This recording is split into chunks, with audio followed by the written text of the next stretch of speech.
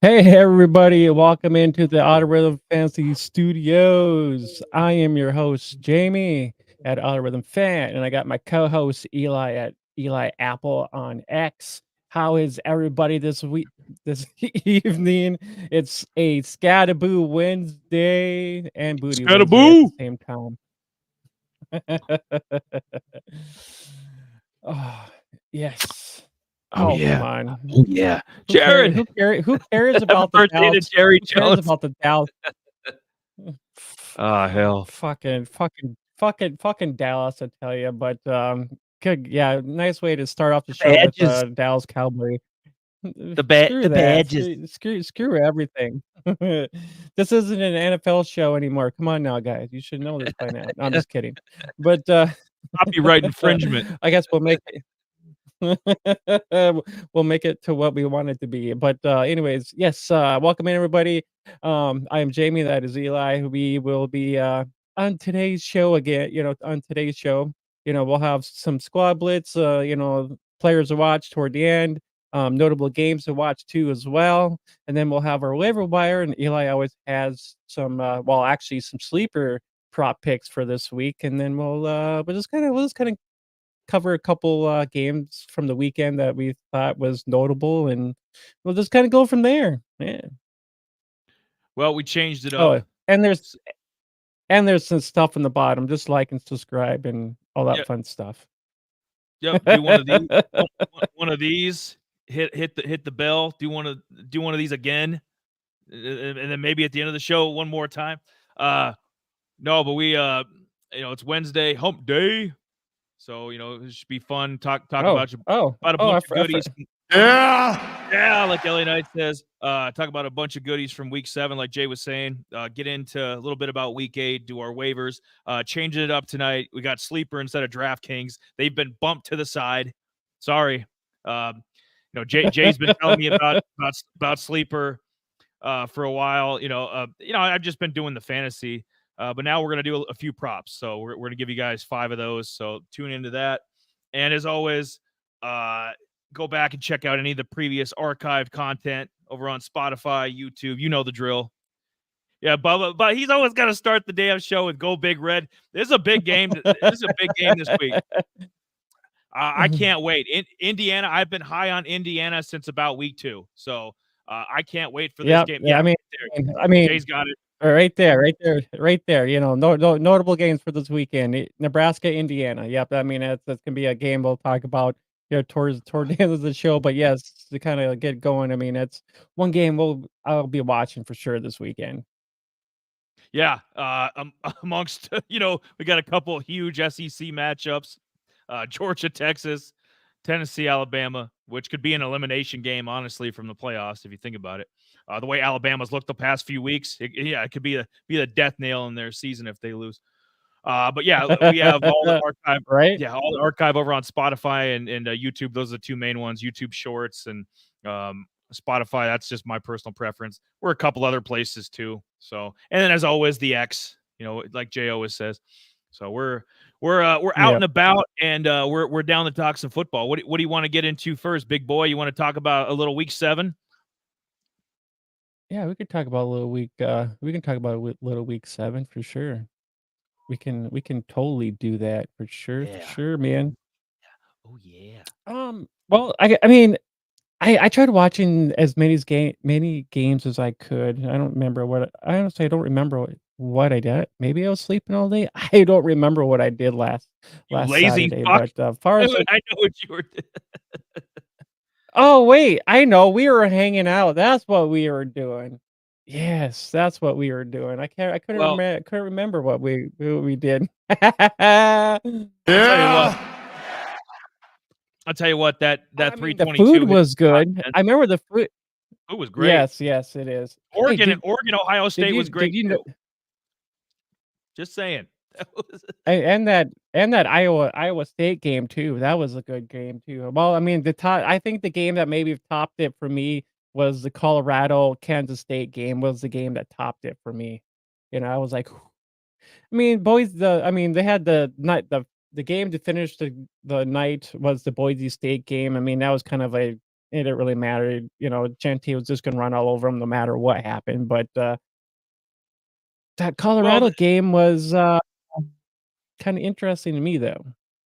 as everybody knows, I like a good nightcap. You know, I usually have my OJ, couple shots of tequila.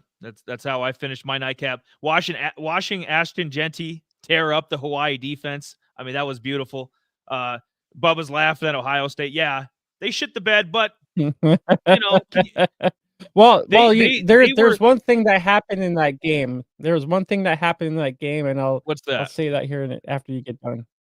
That, there was a loophole in that game that happened, and, you know, Dan Lanning, you know, he, right at the end there, you know, when Ohio State was trying to go down for down the freaking field there, they had 12 men on the field, and, there was no, you know, no flags or anything called in there. It was just kind of a weird, odd thing that it's actually, it's been talked about here the last couple days now.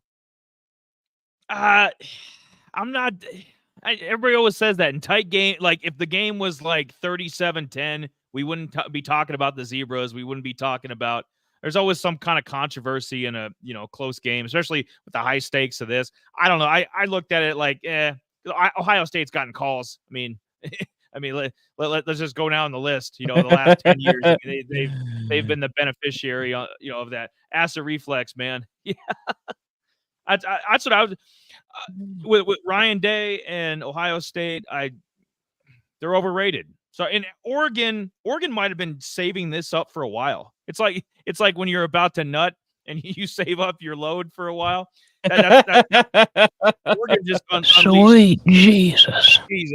The big three came to play. My boy Tez, Jordan James, Dylan Gabriel looked great. I mean, the defense is a little suspect with Oregon, but that's fine. You know, they'll still dominate, Purdue and teams like that. They'll have no issue handling the, Northwestern, teams like that. As for Ohio State, I don't think it affects them in the playoffs much. I don't think it affects them. They'll still be one of the 12 teams, so will Oregon. Playoffs? Don't talk about it. Playoffs? You kidding me? Playoffs? I just hope we can win a game. Another game. Well, that's Alabama. That's we should be saying that when we talk about Alabama here. They damn near lost 2 in a row, but I don't know. Ibuka's a stud. Will Howard's been better than he was at K-State. I mean, Will Howard's been a great transfer. So Ohio State, I mean, it was a competitive game. I mean, I would look down on Ohio State had it been, like I said, 37-10 or 44-20 or something. I mean, they went toe-to-toe. And, if they were to play 10 times, they'd probably beat Oregon 4. So, I mean, they're pretty evenly matched. So, I thought that was one of the highlight games. What is this? I think JMU. Your boys at JMU, Alonzo Barnett. I think they rebounded, but their seasons. We're talking about some of the G5 schools here. Even though hockey started, I always make time for Huskers football. You should. And I've seen some of the NHL action at the gym, so I know they got started here in probably the last week or so. So if you're an NHL fan or fantasy, get on that. Do your props for that parlays. Was there any G5 stuff? I mean, I saw JMU. I saw Army dominate again. So happy to see that. Army's finally ranked. Can you believe it? Army and Navy are both ranked at the same time, 23 and 25. Can't believe it. Navy won as well. What? Yeah, they're both ranked. I think for the first time since like 1960, what I was reading. So, both those schools kicking ass. Was obviously, we talked about Boise. Boise dominated again. Was there any G5 stuff that you might have come across that you were like, damn, that was surprising, or this player popped, or anything in anything you noticed? I was there's one guy. I mean, he's in my waivers, but again, I was actually kind of recapping the Rice and I think it was UTEP or UTS game, and that was a kind of interesting game. We had the Jay Connors is a good back. of McCowan and Warner. Those two kids were playing each other, and that was actually a highlight game, dude. I was like, what? like, where the hell did this come from? But yeah, I was looking at kind of like, ooh, Connor looked pretty good, so there was Yeah, some, he's a you know, I start him on one of my fantasy teams, yeah. I mean, Connor's a damn good back for Rice. That's what I thought you were giving a shout out to. I'm like, "Damn."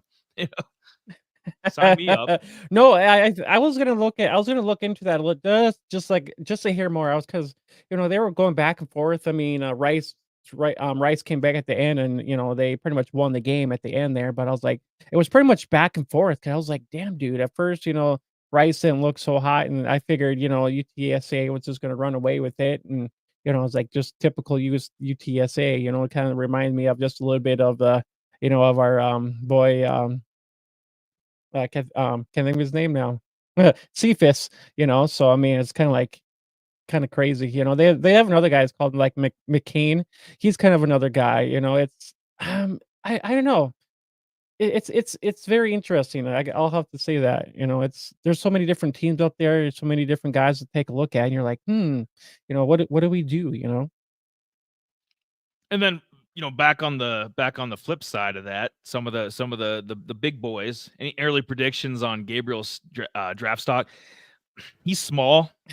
I really think there's been kind of I think there's going to be a backlash against small quarterbacks. I really do. I think with some of the Jalen Hurts contract doesn't look very good right now. Tua, just had his third major concussion. These guys are all like 6 foot nothing, and just Jalen's a little more bulky than Tua, but you know what I'm saying? Like small quarterback, Kyler Murray, you're never going to win anything with him.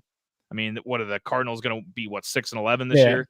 Like, so I don't know. Yeah, Gabriel's I don't know, Gabriel's what 5'11", Jay? What 200 I think pounds? Like so. after what we saw with Bryce Young, I mean, he's great in college, and great God, career at I'm bright I Oklahoma. mean, Might win a national championship with Oregon, but I think Will Levis third round pick. Will Levis is done, for who? Oh, Donovan was asking about early draft stock ideas for Dylan Gabriel, and I was like, maybe third round. Oh, I don't. He's small. Like I think he maybe was second. he was 6'3". Jay, I if think he was s 6, if he Jay, if he was 6'3", he'd be the number one. He'd be the number one pick. I mean, he's 5'11", small frame. Kind of reminds me of Bryce Young a little bit, maybe a little bit bigger, but he's deadly 6 foot, accurate. so Yeah, but they always exaggerate in college. They add an inch, so yeah. But I mean, you get my point, though. I think there's going to be. I think He looks he'd be small. I better mean, than, Murray. He might look small, but I mean, 6 foot, I mean, that's big enough to be a quarterback, and plus he's got the upside of rushing, so I think he might be a better prospect than Kyler Murray. I think his accuracy might be a little bit better than Kyler Murray running around like a chicken head cut off. I mean, hey, that's what I see. That Kyler Murray runs around like a little chicken with his head cut off. Gabriel, he'll at least stand there in the pocket and actually throw the damn ball. maybe if the Dolphins took him because they're used to a smaller quarterback. I don't know. I love him at the collegiate level, but at the pro level, like I guess we're rocking Baker right now, in Tampa, but I'd stay away from him. I'm more I like body types like Cam Ward. I stick to even Kyle McCord from Syracuse. Guys like that can sling it. Have good size. They can move a little bit. Those are the guys I prefer. I'm ready. Oh, Bubs is saying I'm ready for the Army Navy game. Dude, you got to wait a while. Yeah, I don't Like almost 2 months away. I don't know. I think there's like I mentioned earlier, I mean, Gabriel, I mean, if you think about what he did with the Sooners, he had that team rocking pretty damn good. And now their Sooners they're not really a team down there. Arnold, They're just they didn't look they bench mediocre, Arnold? half-assed. Didn't they bench Arnold's done it. I don't know. I just know. I just heard rumors. That they weren't looking. Yeah, I mean there was teams. They were going back and forth between one of the quarterbacks here and there or whatever. So for him moving on, it's actually for me. I guess Gabriel. We haven't really dived into a lot of these guys quite yet, but I mean that's something we'll be looking into. But I don't know. I mean, is Dylan on the same level as Sanders? Probably not. No. I mean they're pretty damn close. The only upside to Sanders is that he can sling it. Upside Shador to can. Dalen Gabriel is that Gabriel. I mean, to me, I don't really give two shits about Sanders just because the only thing he can do is sling the ball. That's it. For me, Gabriel looks more pro ready to me than freaking Sanders does. So I mean, I don't really care where he lands, but for me, I think Gabriel's more of a better prospect than freaking Sanders is. And to each his own. Shador is going to be a surefire because of the size, the arm talent. He can move a little bit.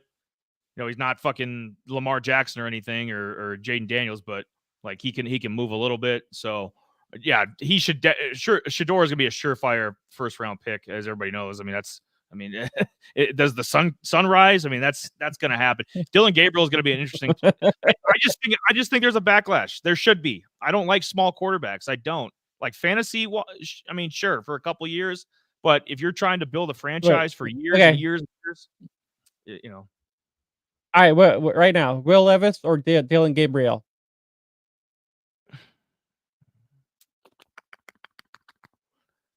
If it takes you that long I would say Gabriel right away. Well, it's a push. Well, to you me. can already. It's a push. You already see what freaking what Levis is. They already got a different quarterback in there. I mean, if Levis is inconsistent the way he has been, hell, at least Dylan Gabriel can actually stand in the pocket and fucking throw the damn ball. Well, behind that offensive line, but he better be able to move because he's going to get killed. Like he better use those wheels. Hey, what's up, Quinn? CFF league with you, good stuff. But I have to say, Boomer Sooner, you have the wrong Oklahoma hat on. Oh, come on. Bowman's playing like shit. Presley's disappeared. We know about that bum Ollie Gordon. I mean, he was blacklisted. I wish I could blacklist that man again. Jay, he had like another, I think, 2 thumbs down. He just a disgrace. I think he had another 50-yard game or something. He has the word of all the top. Jay, check this out. Of all the top 100 rushers in FBS football, he has the lowest average per carry. Like of the people, like that's total sad. yards, rushing yards of the top 100 running backs in FBS right now, he's got the lowest average per carry. That is pathetic. I'm so glad we blacklisted him. Get him out of here. But Oklahoma, I love the logo. The hat today, Ollie Gordon, Alan Bowman, the whole Oklahoma State team. They're fool's gold. Get them out of here. Eli is in a certain men's body types. I like some nice and big. Jesus. Sweet Jesus. I like them nice and big, Jared. Nice and big. Yeah, it's pretty sad to see that. Quentin also goes and says Oklahoma has been a bit of a rebuild the last 2 years, rebuilding a new culture with Venables. O-line should be better next year, and the entire wide receiver group has bad luck with injuries. I mean, the Sooners do. I mean, think about Marvin Mims. Marvin Mims came from the Sooners, and I mean, he was good. I mean, great talent. I mean, we talked about him a little bit, but I mean, he hasn't really made an impact here in the NFL ranks. I mean, we've already seen what he's really done. He hasn't been really involved much. We thought maybe he was going to take a second leap with the Broncos. He really hasn't done a whole lot. So I mean, was Mims just another mediocre wide receiver that seemed to have some upside to him? Yeah, and their skill position guys aren't as good. They just aren't, as the Oklahoma teams we remember. The last probably 2 decades. They were loaded with receivers. Eric Gray, I mean, he's the backup running back with the Giants, but I mean, he had a damn good career at Oklahoma. All the quarterbacks. I mean, just go down the list. They had Jalen Hurts, Caleb for a little bit. Baker, CeeDee Lamb. CeeDee Lamb. I mean, so it's been a minute since they've had and they're in trouble unless they get in the portal. I mean, they're gonna have trouble staying competitive with Kentucky. I know Oklahoma fans don't want to hear that, and they had to go for the money. I get it. Staying in the Big 12, you're gonna make more TV money being in the SEC. I get why they left, and Texas did too. But I mean, look at Texas. Look at how much they're, and you can blame it on the whatever. Sark's a better coach than Brent Venables, I think. Definitely on offense, the bigger NIL budget. We know about that, but Oklahoma's in trouble. I mean, they need to get in the portal and they need to get some help. They need to get that. I know you lost Dylan Gabriel to Oregon, but Oklahoma's that's how far the program's fallen. You're losing guys now. Like you lost Caleb to USC, you lost Dylan Gabriel to Oregon. What's going to stop another, you get a stud quarterback next year. What's going to stop him in 2026 from one? Hey, I'd like to go down south to Texas. Hey, I think I'm going to go to Alabama, maybe Georgia. I'll be Carson Beck's replacement. Like they're Oklahoma. I think they're in for a rude awakening in the SEC. I really do. I think they're one of the major programs with the conference realignment that's going to take a step back. I really do. Because there's just SEC, dude, they are stacked. And that's my rant for the day. You got it. You got it out of the way. Gordon is dead to me. First overall pick, crying. Yeah. Dylan Gabriel can run. Dylan Gabriel can, in his defense, can run laps as a college player. Can run laps around Ollie Gordon. Okay, but Ollie Gordon's still probably going to be drafted higher. That's how fucked up it is. Right now, I don't want to touch this guy with a 10-foot pole. He's icky. Yeah. Sweep cap, Jay. It is. Yeah. Everybody knows how bad Ollie Gordon is. It's like it struck midnight. How the fuck does one guy fall off that much? I mean, it's a James Robinson mystery situation. Just like how does a guy fall off that much that quick? Like he shouldn't be falling off that much, and that's the thing about it is. Oklahoma, K-State should be free. Jay, they should be yes. Utah's dead. Ollie Gordon. We're going to get into Cam Rising for a little bit. Utah's dead. K-State's good, but they're not great. Iowa State's pretty damn good. I don't think they're great. Like, there's no real great team in the Big 12. Big 12's wide open this year. And Oklahoma State, this would have been a year for them to compete with some of their, they got a couple good receivers, Stribling and Presley. Bowman was a solid quarterback. I mean, Ollie was supposed to come in and be an All-American. Like, what the hell happened to this damn team? Right? They do it. They do got decent, wide receivers that are legit. I mean, they got playmakers. Ollie should be the play. I mean, Ollie should be doing what Ashton is doing right now, putting up 100 some odd games. 3 touchdowns. I mean, Gordon was that guy last year that ripped off freaking yards after yards after yards last year, and we're not seeing that this year. Did his one stint in freaking going to jail mess with him that much to where his mindset is not right? It does for some of us. You don't know. Sweet Jesus. That's enough about mediocre, Power 5 teams. Quentin. We'll finish up with this. Ollie honestly might stay another year to develop. We've all become more common with running backs now with NIL, and they have a huge NIL budget. I mean, Oklahoma State they got money. They probably got more money in Oklahoma.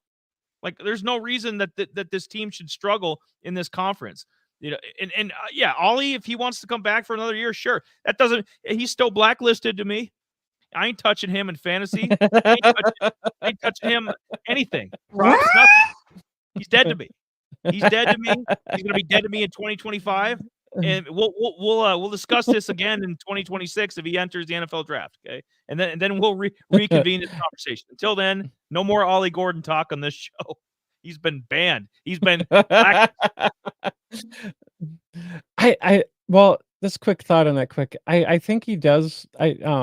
I think he does enter the draft this year. I don't think he does come back. There's a shot he could come back to college and still be the first round guy. But then there's a potential of him maybe getting injured where he, that kind of dwindles his value too a little bit. I mean, even though he's, a freak athlete, but I think he's better off to just hit the draft this year and just go forward with his NFL career if that's the direction he's going to go. Could be worse. He could end up on the Cleveland Browns because they're going to need cheap labor. Hey, there's some needy. They owe that damn Watson like $70+ million in the next 2 years in cap money. So they're gonna Nick Chubb. I don't even think they're going to play Nick Chubb this year. So he No, yeah. So Nick Chubb is actually playing. is he coming back? I think he's playing next week. Oh, He's coming actually back. he's actually starting next. Yeah, he's starting next week, I think. Oh, Not this week, but I think it's the following week. He's starting. Would you rather get? Yeah, the Yep. better question is: Would you rather run as Deshaun Watson as your quarterback, or get that good NIL money from Oklahoma State? That's the question.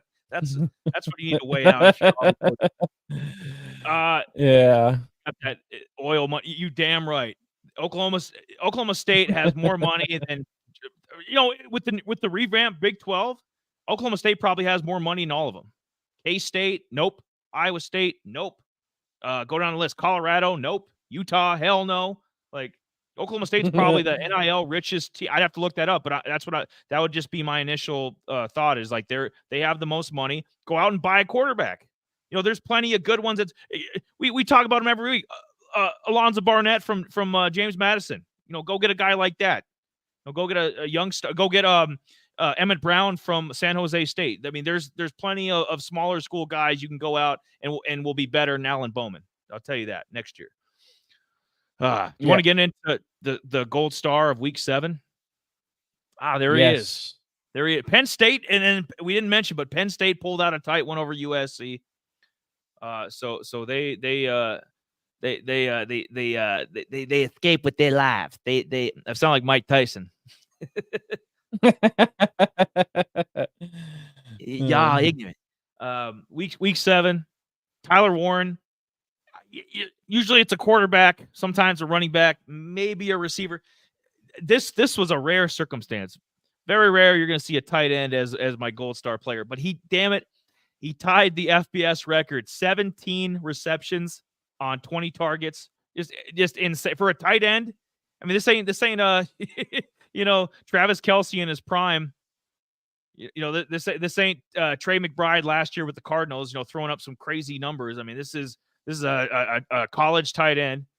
I mean, major program in Tennessee, Penn State's been known to produce some tight ends in the NFL. So I mean, they know what they're doing there. But still, 17 receptions, 224 yards, 1 touchdown for the whole season. He's so efficient.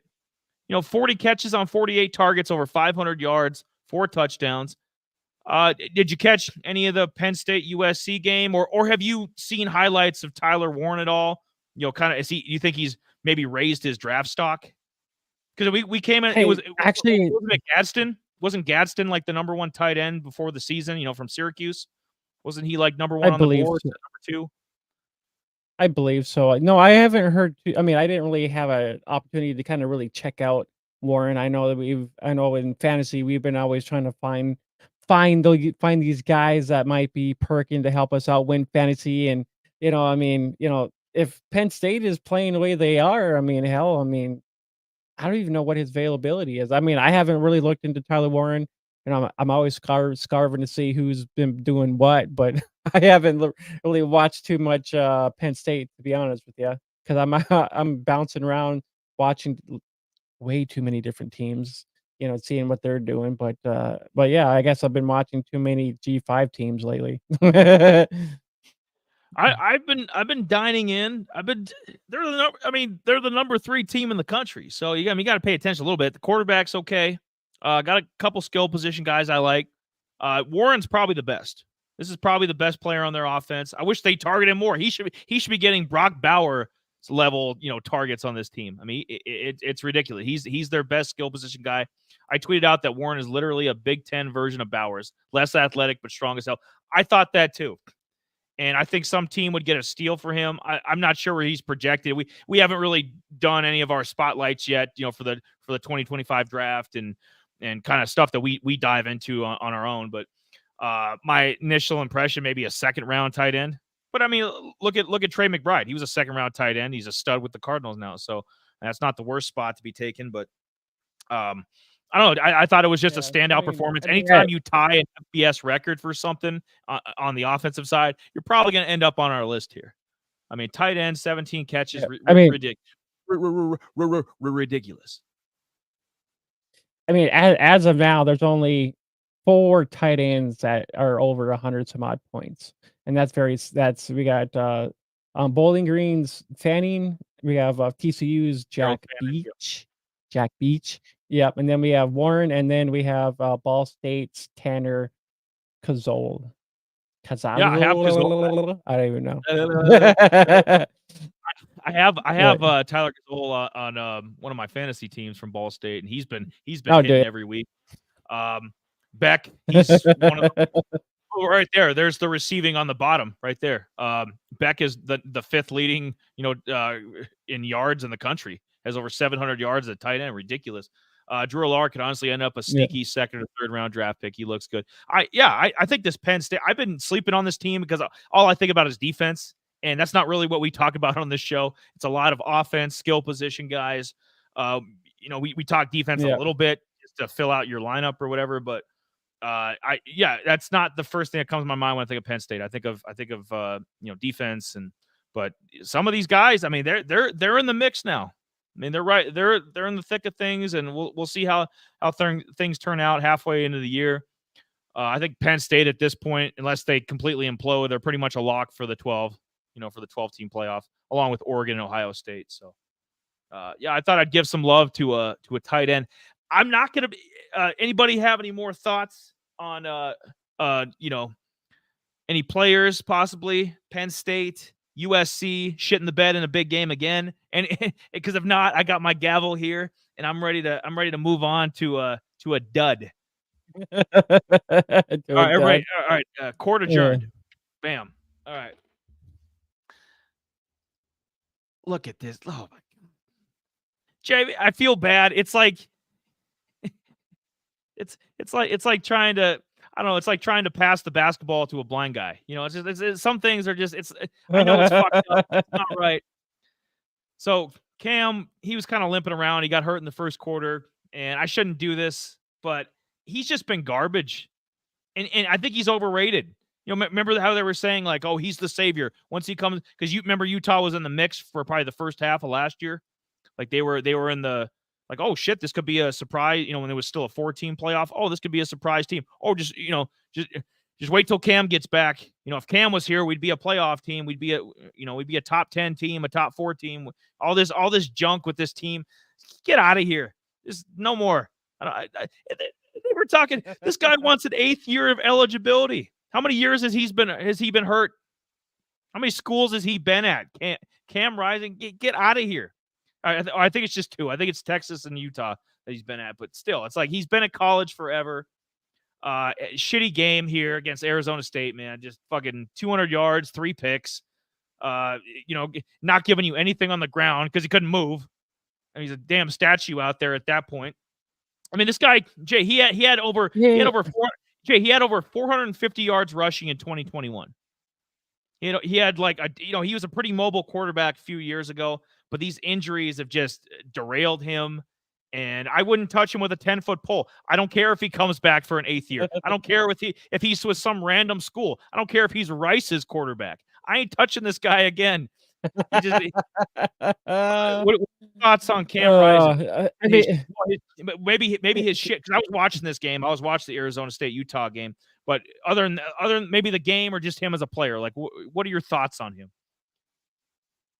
I mean, we all love a little Cam Rising, but if he's going to be, I guess, is he trying to prolong, like, just getting INL money now? Is he, is he not going to want to try to get to right? I don't know. For me,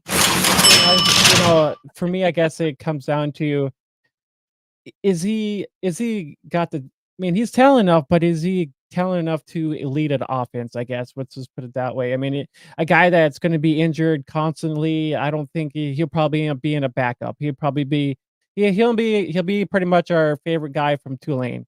I think he'd be I think that's will be his best thing. Maybe just a good number 2 backup that can just be a filler. With his injuries happening and whatnot, I think that's gonna be the case with Cam Rising. He's not gonna be able to beat out Zach Wilson's baby brother. He's not gonna be the MILF Hunter Jr. Yeah. Yeah, his stats are, I mean, they're worse than Cam's, obviously, but at least there's some like potential. Maybe in a couple, like, oh, hey, we take our time with this kid. Maybe a year or two. Because Utah, they're good at all the other positions. It just seems the quarterback always lets them down. I love Rising, but they should have started Wilson that game. Rising hasn't been the same this year. No, Quentin, he hasn't been the same since 2021, and he had an okay, 2022 was decent, but he hasn't been. I mean, that's the guy we remember, the 25 touchdown, rushing threat, over 450 yards rushing, 6 touchdowns. Can we call him Cam Falling from now on, Donovan? Hilarious. Yeah, we should. Cam Falling. Well, we already have Bryson Carson Daly, so why can't we have Cam Falling? Right. I mean, it's sad to see, a talent like him that consistently hurt. It's like, we were all hoping, Utah's out of the playoffs. I mean, everybody at the beginning of the year is like, oh, hey, Utah.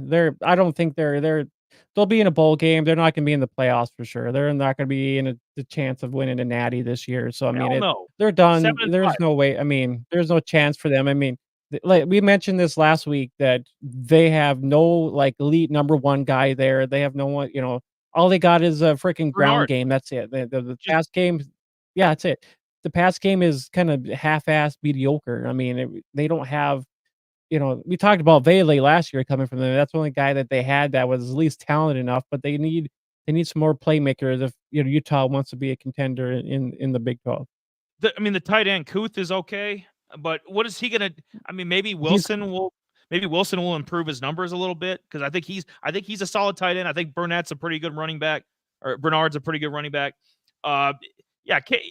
Cam, just get him out of here. Zach gets the moms and Isaac gets the daughters. It's the perfect tandem. That's kind of what Sweet Jesus. That's kind of what me and Donovan do.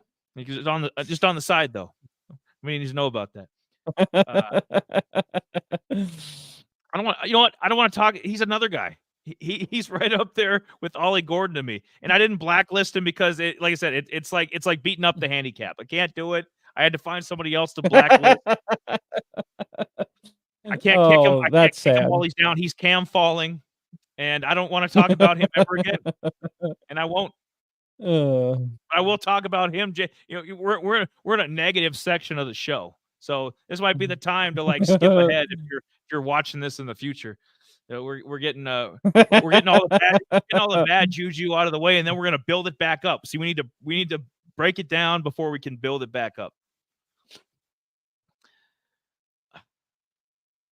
Didn't we do a spotlight on this? Or I did a spotlight on this guy like less than a year ago, probably 6 months ago or something. Kind of something like that, I believe. Yeah, Elic Aymanor. He's what is with this team? And I don't even think it's him. I have to blacklist him though. I'm sorry. This is like, I feel bad this week. Usually I don't feel bad. This is like a full-on Jalen Daniels junk. Ollie Gordon, at least at Oklahoma State, junk. You just go down the list. Noah Fafita, junk. And I was proven right with him. He had a 3-pick game, and Arizona lost again. Yeah, Alec, we did a spotlight on him, and last year, I should have taken notice of that. 62 catches on 112 targets. I mean, that's good that he was targeted 112 times, but to only pull away 62 balls, it's a little sus. A little sus to me. Over 1,000 yards last year, 6 touchdowns, averaged over 16 yards a catch, including that. We all remember that. That amazing catch against Colorado for the game winner last year. Oh, damn right, dude. Oh, hell yeah, 300, had almost 300 yards. 3 touchdowns against Colorado. That was kind of his national coming out game. He hasn't had any of those this year.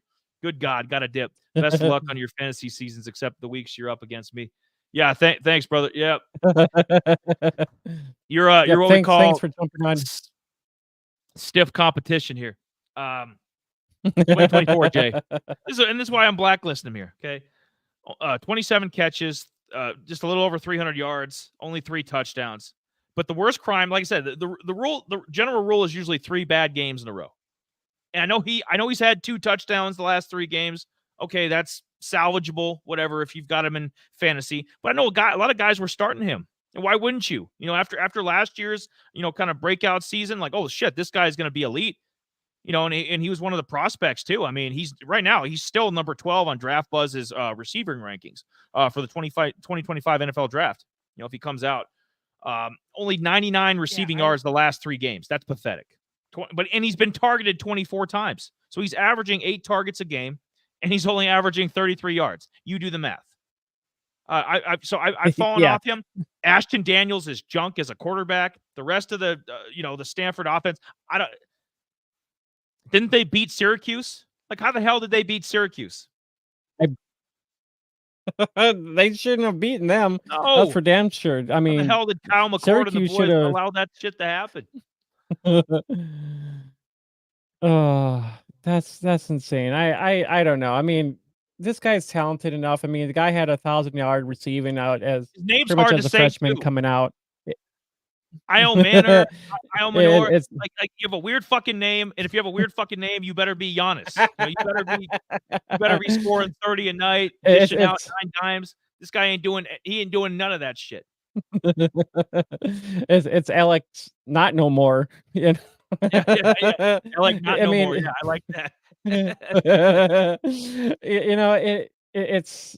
I mean, we saw what he did. I mean, Stanford was an okay team last year in the Pac-12. I mean, they played some decent games. I mean, the only downside, I mean, 6 touchdowns. I mean, 6 touchdowns here. I mean, that's probably like, an average of, and really not that many touchdowns if you think about it per game. That could be an average of, well, I wouldn't say average of that, but I mean, I was just thinking of more the target wise for him to get there. But well, Jay, maybe the a touchdown guys, every other game in there somewhere.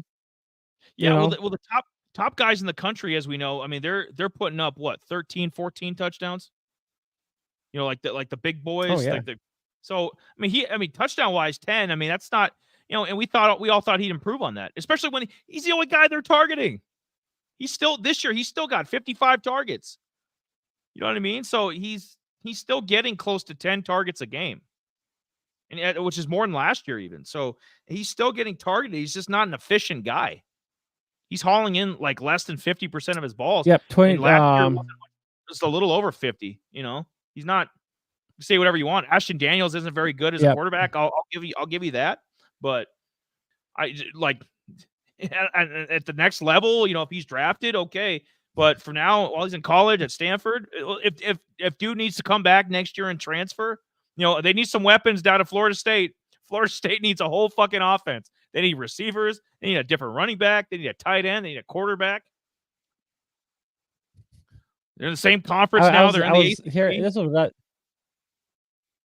was what I was going to say. I guess I was going to say is but since him being a sophomore, I guess I guess if he's in the prospects of the NFL draft, I don't think he has his stack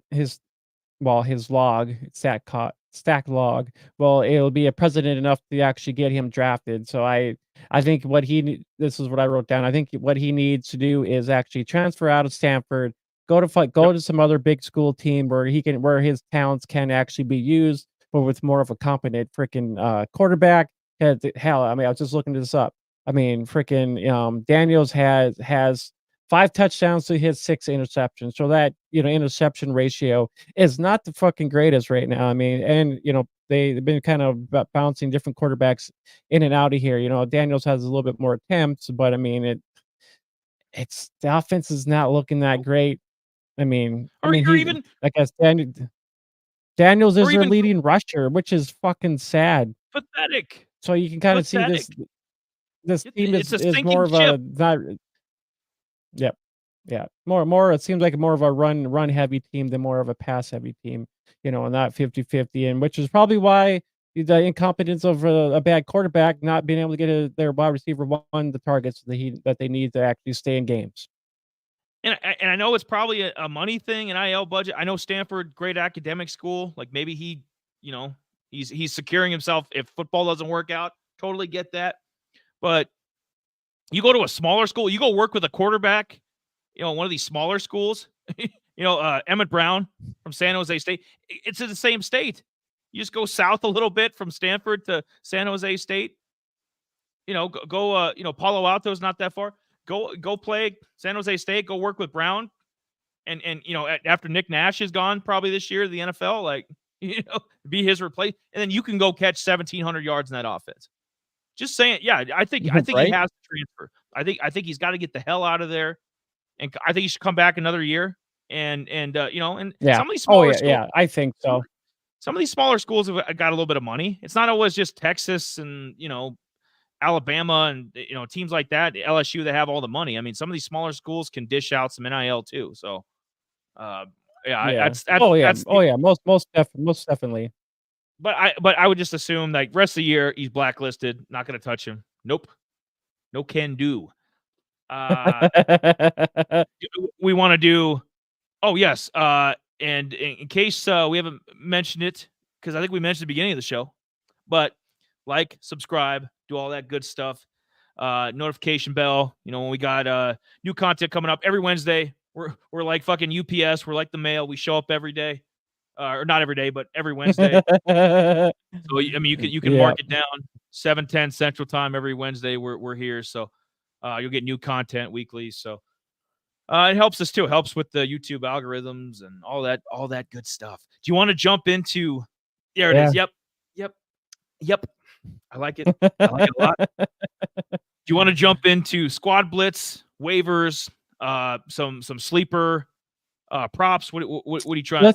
Where are we trying to go with? Where are we trying to steer the ship, Jay? Let's we can do waivers, or we can talk squad blitz. I mean, we can go that way, whatever you feel like going. I mean, hell, I'm down with whichever. I want the ship to go wavering. We're on the waves. We're wavering. Back with some fan track pickups for week 8. Now, usually we do this. What was I going to say? God damn it! I need a. You know what?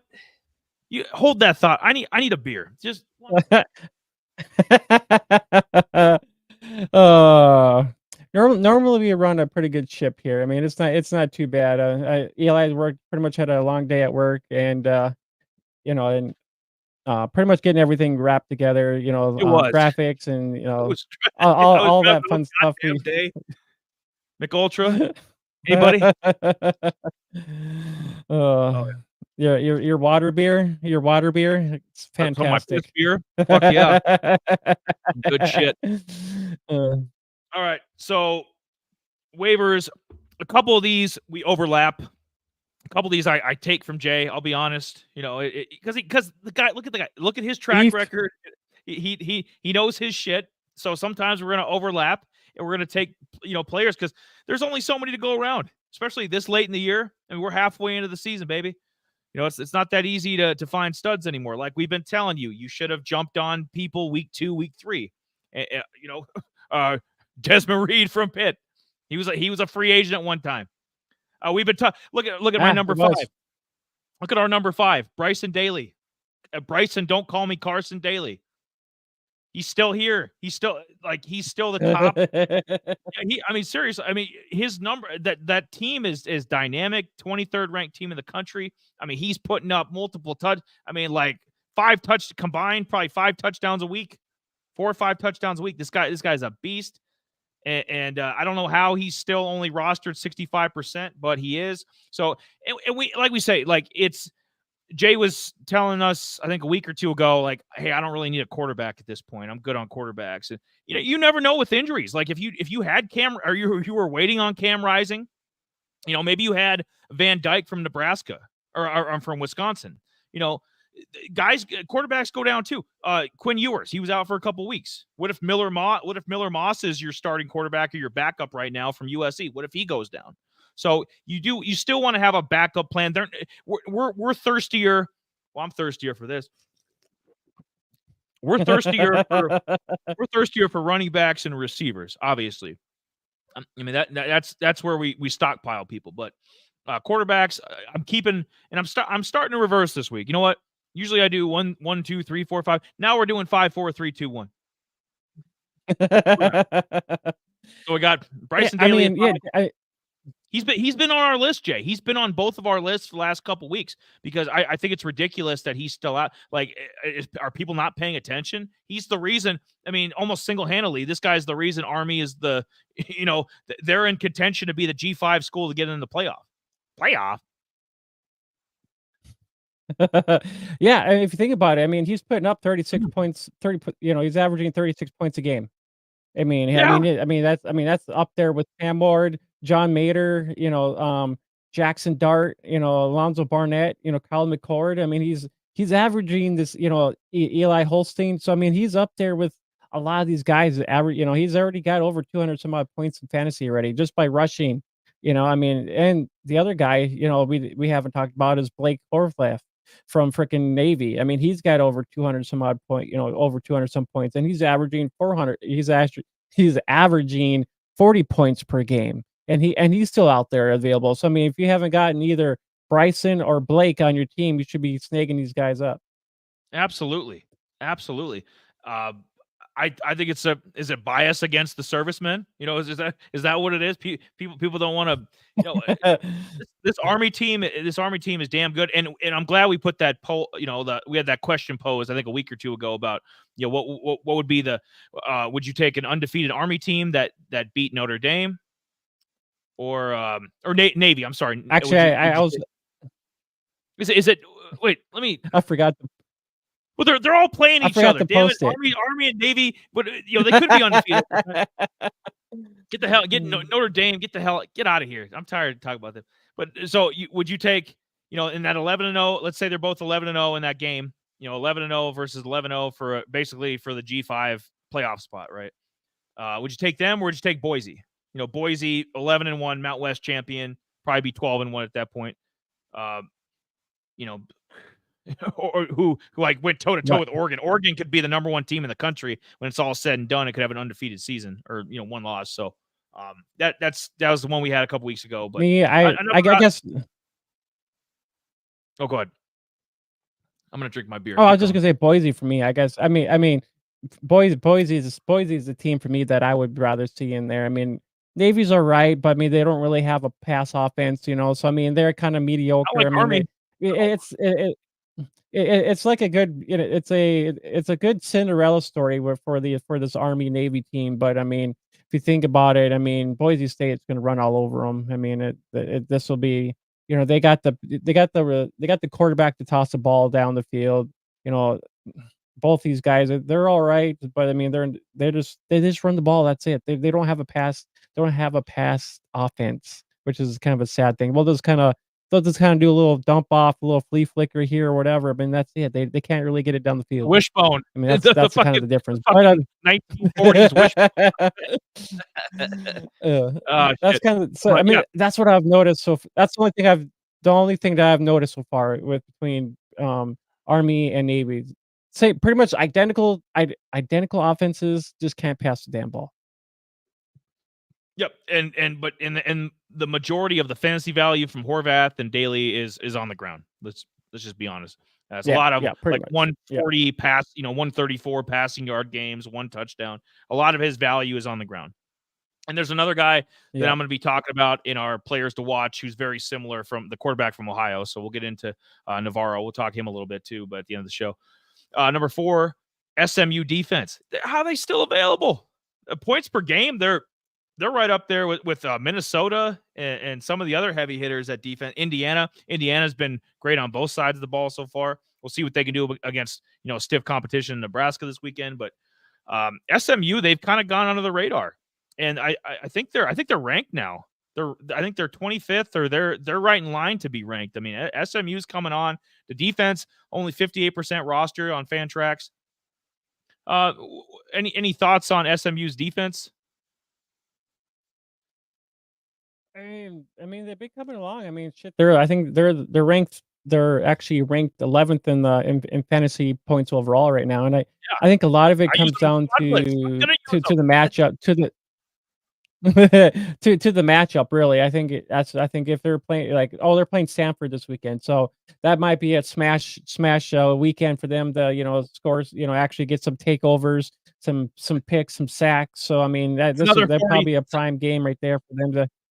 they're gonna kill Jay. They're gonna kill Ashton Daniels. They're gonna kill him. They're gonna sack him 5 times, pick him off. Yeah, if you had Elic, bench him, drop him, whatever. he ain't gonna be doing shit. He's blacklisted with me. But SMU, yeah, they're gonna murder. They're gonna murder Stanford. Put them at 4.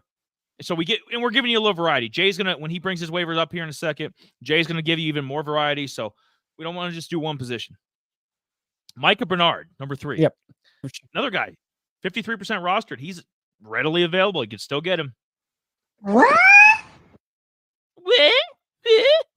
Micah Bernard. I thought you hate Utah. I thought you hate Utah. Cam Rising. Oh, excuse the rock 1 second. Excuse the rock. His cell phone's going off. Oh, yeah. Hold on. Cacao, hello. Hey, it's nothing. He says he knows you. You're nothing. Damn, the rest of Utah, just about. But Micah Bernard, see, he's averaging, dude. He's not giving you many tight end or touchdowns. He's only got 3 all season, but he is averaging like almost 129 rushing yards a game. So he's, in terms of rushing yards, he's right up there. He's not Genty or anything. I mean, he's not anything crazy, but he's probably in the top 20 in rushing yards, maybe top 15.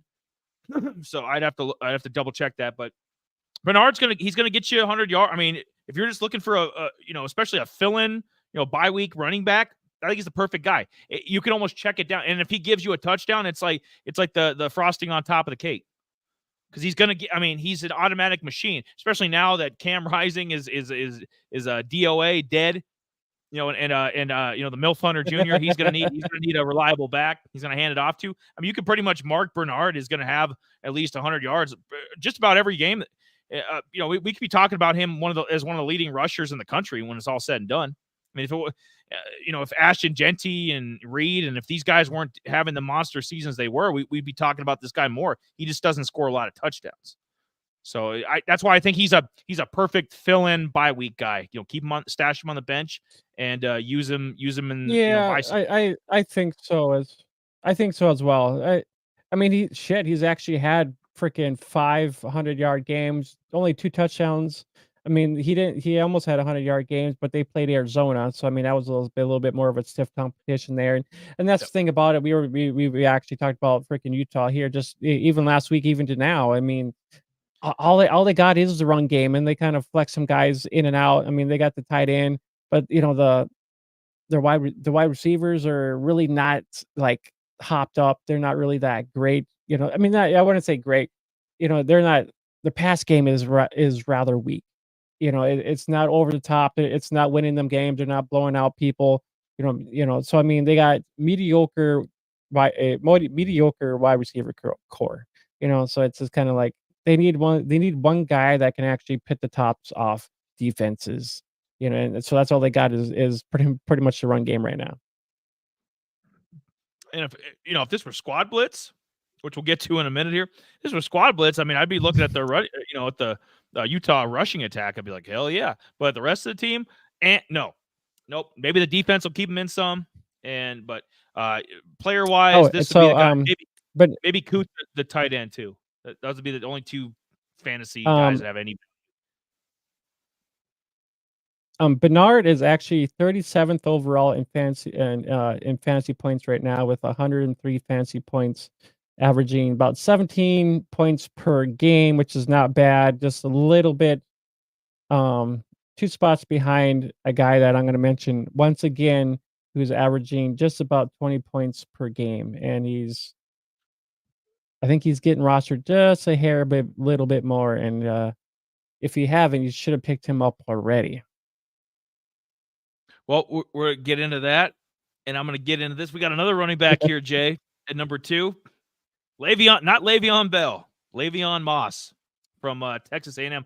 I've been using him on squad blitz this year, so I know how lethal the Texas A&M rushing attack has been. I mean, they've been one of the top squads, or at least free agent, ones you could transfer and just nab up. So this guy's kind of the feature back with them now. Had a big game against Missouri the last time out, I think 2 weeks ago. 138 yards, 3 touchdowns. Had a couple catches for 35 yards. So I think his I don't think it's just a one-off game. I think going forward he's going to be the feature guy, and but you could argue Bernard's probably got more value than Bell, but Bell's kind of a recent addition. But I keep calling him Le'Veon Bell. He's Le'Veon Moss. I wish I could. I'm combining Le'Veon Sweet Bell and Jesus. I'm combining Le'Veon Bell and Zach Moss into one running back. Is what I'm doing.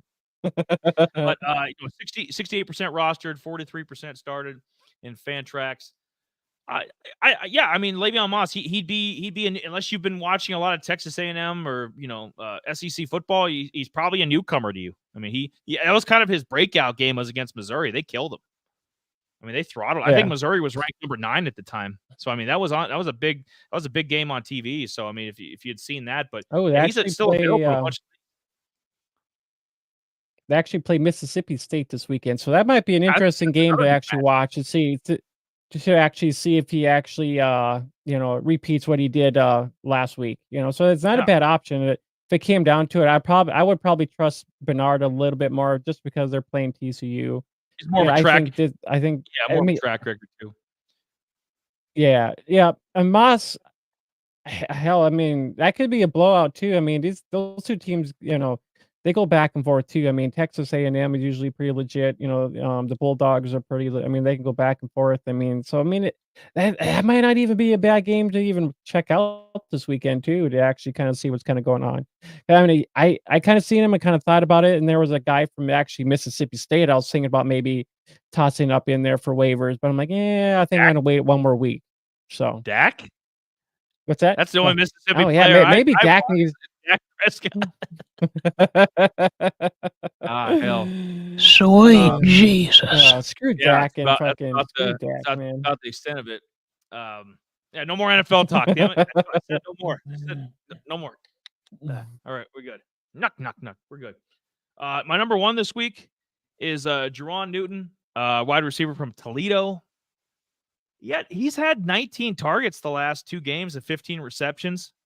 And this is kind of, some of these guys are coming on. I mean, this is not more, it's less about a seasoned body of work and more or less who's hot, because we got 5 or 6 games in the books for all these teams.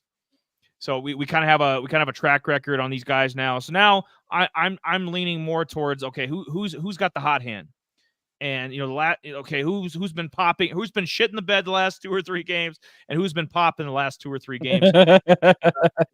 Newton from Toledo has been one of the guys that's been popping the last 2 games. Like I mentioned, 19 targets the last 2 games, 3 touchdowns, 286 yards, 15 receptions, and he's readily available. I like those percentages under 70%, because that's what I've found is like you can, if the roster percentage is under 70%, you can pretty much get him in any size league. You pretty much get him. I mean, I know he's available in the leagues that we do with Jamie. So I think you've had Newton before, haven't you? I actually tried picking him up here just this last weekend before the game started. Then I just barely they locked me out from picking him up. I'm like, God damn it, dude! I was pissed. What the hell's wrong with them? Can't lock out the commish. Right? Yeah, it was horrible. I was mad. I was like, horse shit. That's what that is. It was a bunch of horse crap. I'll tell you that right now. It was total garbage. I was pissed because I was picking him up and then one other guy too, and I was like, I was not happy at all. I'm like, what? It's like the game hadn't even started yet. And I'm actually trying to pick this guy up, so I was not happy. What are you sipping on there? Because he went. Oh, just water. Yeah, just water. I had a monster beforehand, but yeah, it's just one of those. I mean, he's actually on my waivers. I mean, he's kind of been on the waivers here the last couple weeks here. We actually, last week he was a kind of a small mention, and we actually mentioned him here again as well. So I mean, he was another guy we were talking about here too as well. Yeah, and there's slim pickings. I know Campbell, the running back. I think he'd been picked up. There's a couple other guys that have kind of been we've kind of flirted with, and wasn't he the FIU guy? Campbell. I'm trying to think of like some of the guys that we kind of get. Some of the guys we've given brief cameos to or brief mentions to. A guy from Ohio, and we're looking at a lot of these G5 guys because a lot of the bigger school guys you're not going to get, unless they're maybe Cade Klubnik, he's still available, quarterback Clemson, guys like that maybe, but we're looking more, especially in the receiver and running back realm. It's more the the G5 guys that you should be kind of eyeing because they're just as valuable. Like we always say, they're just as valuable as the Miami running back or the Georgia running back. I mean, Trevor Etienne from Georgia has been shit in the bed. He hasn't done a goddamn thing. Guy doesn't even have 350 yards rushing. Etienne was coming in this year, right? What do we got? Or what do we got for waivers here? Enough bash thirsty. You drink that beer. I will. So pretty much, if you guys don't follow me on X at Otter, if you guys don't follow me on X at Autorhythm Fant, you would evidently see most of these graphics already. You would actually get my top 4 guys to actually pick up for the week. So that usually comes out Sunday night, Monday morning ish. So, and this doesn't come out until pretty much Tuesday morning. So if you want my top 4 pretty much right off the bat to actually for guys to take a look at, come follow me on X, bookmark my top 4 so you know what's kind of going on. And well, I mean, we talked about this guy already before last week, Tony Walker. I mean, Donovan, yes, we know you love those sneak peeks because we talk back and forth, and I'm like, dude, you picked this guy up already? I'm like, I know where you're getting your information from. You're getting it from me, from those Odd Rhythm guys. That's what's going on here. So we got Tony Walker. He's pretty much Wisconsin. Pretty much, he's a guy on the rise. For the last 3 weeks, Walker's had 85 fantasy points, capitalizing on his 8 touchdowns. Among those touchdowns, along with those fantasy points, Walker has been in. He's kind of been in an RBBC situation, but I think he's kind of coming out on top here. So I believe he should be the guy. I believe he should be the guy receiving 32% of the backfield shares. On the season, he's averaging 20 points per game, which is we kind of mentioned here just briefly here not too long ago. He's only started in 33% of. He's only rostered in 33% of leagues. Started 26% of leagues. His stock rose 18%. So he's on the rise a little bit. But so Walker's on an RB on the rise. They still have 2 ranked teams to play yet. So that's gonna be a tough one to kind of see about that game. And pretty much he should be rostered in most of everybody's leagues. I mean, he's had back-to-back 3 touchdowns. So I mean, why not add a guy who can actually tear up freaking secondaries and get you, 2 to 3 touchdowns a week? And I picked him up. I did. I was like, damn. He's one of the late bloomers, as we call him. A lot like Newton from Toledo, who you're going to mention again. Guys that have been hitting. Walker, if this was week 1, week 2, he wouldn't be on anybody's radar. But now, midway point, he's been tearing it up the last couple weeks. Just had, almost 200 yards, 3 touchdowns against Northwestern. I mean, need I say more? Like, if you're not all over him. And Wisconsin, like I said last week, like Wisconsin, when we were talking about him, Wisconsin, they know it's like Iowa and tight ends. Wisconsin and running backs, they know what they're doing. They know what they're doing. I trust I trust Walker. I think he's gonna be a slept on guy the rest of the year. So now is the time to get him because injuries are gonna happen. Yep. I mean, for sure. Torrey Horton, Colorado State, out for the year. Cam Rising, just go down a list. Like Quinn Ewers out for a couple games. There's gonna be a major running back in the next couple weeks that's gonna go down. That's just a fact. I mean, so you got Tyree Walker like in the wings waiting on your bench. Got to pick him up. Yeah. Yep. So this one's a little bit backwards. In my top 4, I had both these guys kind of flip-flopped. I had Newton for number 2, but I got Morrow as number 2 for fancy pickups. I'll tell you that in a reason here in just a second. But Newton, Toledo. Newton should have been added after last week's mentions. His stock rose 27% to 38% rostered. Newton's actually had 100, plus receiving yards the last two weeks. Adding 3 touchdowns since week 5. Newton's production hasn't his production hasn't capsized yet, so he's still getting quite a bit of production. So he's actually got 8 receptions, 127 yards, a touchdown here this last weekend, but Toledo lost, unfortunately, to Buffalo. But he tallied in 10 targets, 7 receptions, 159 yards, 2 touchdowns in total, and has and then he has 18% target share. So I mean, he's a guy that they're targeting quite a bit. So the yards I mentioned were the previous week. The 10 targets was this last weekend against Buffalo.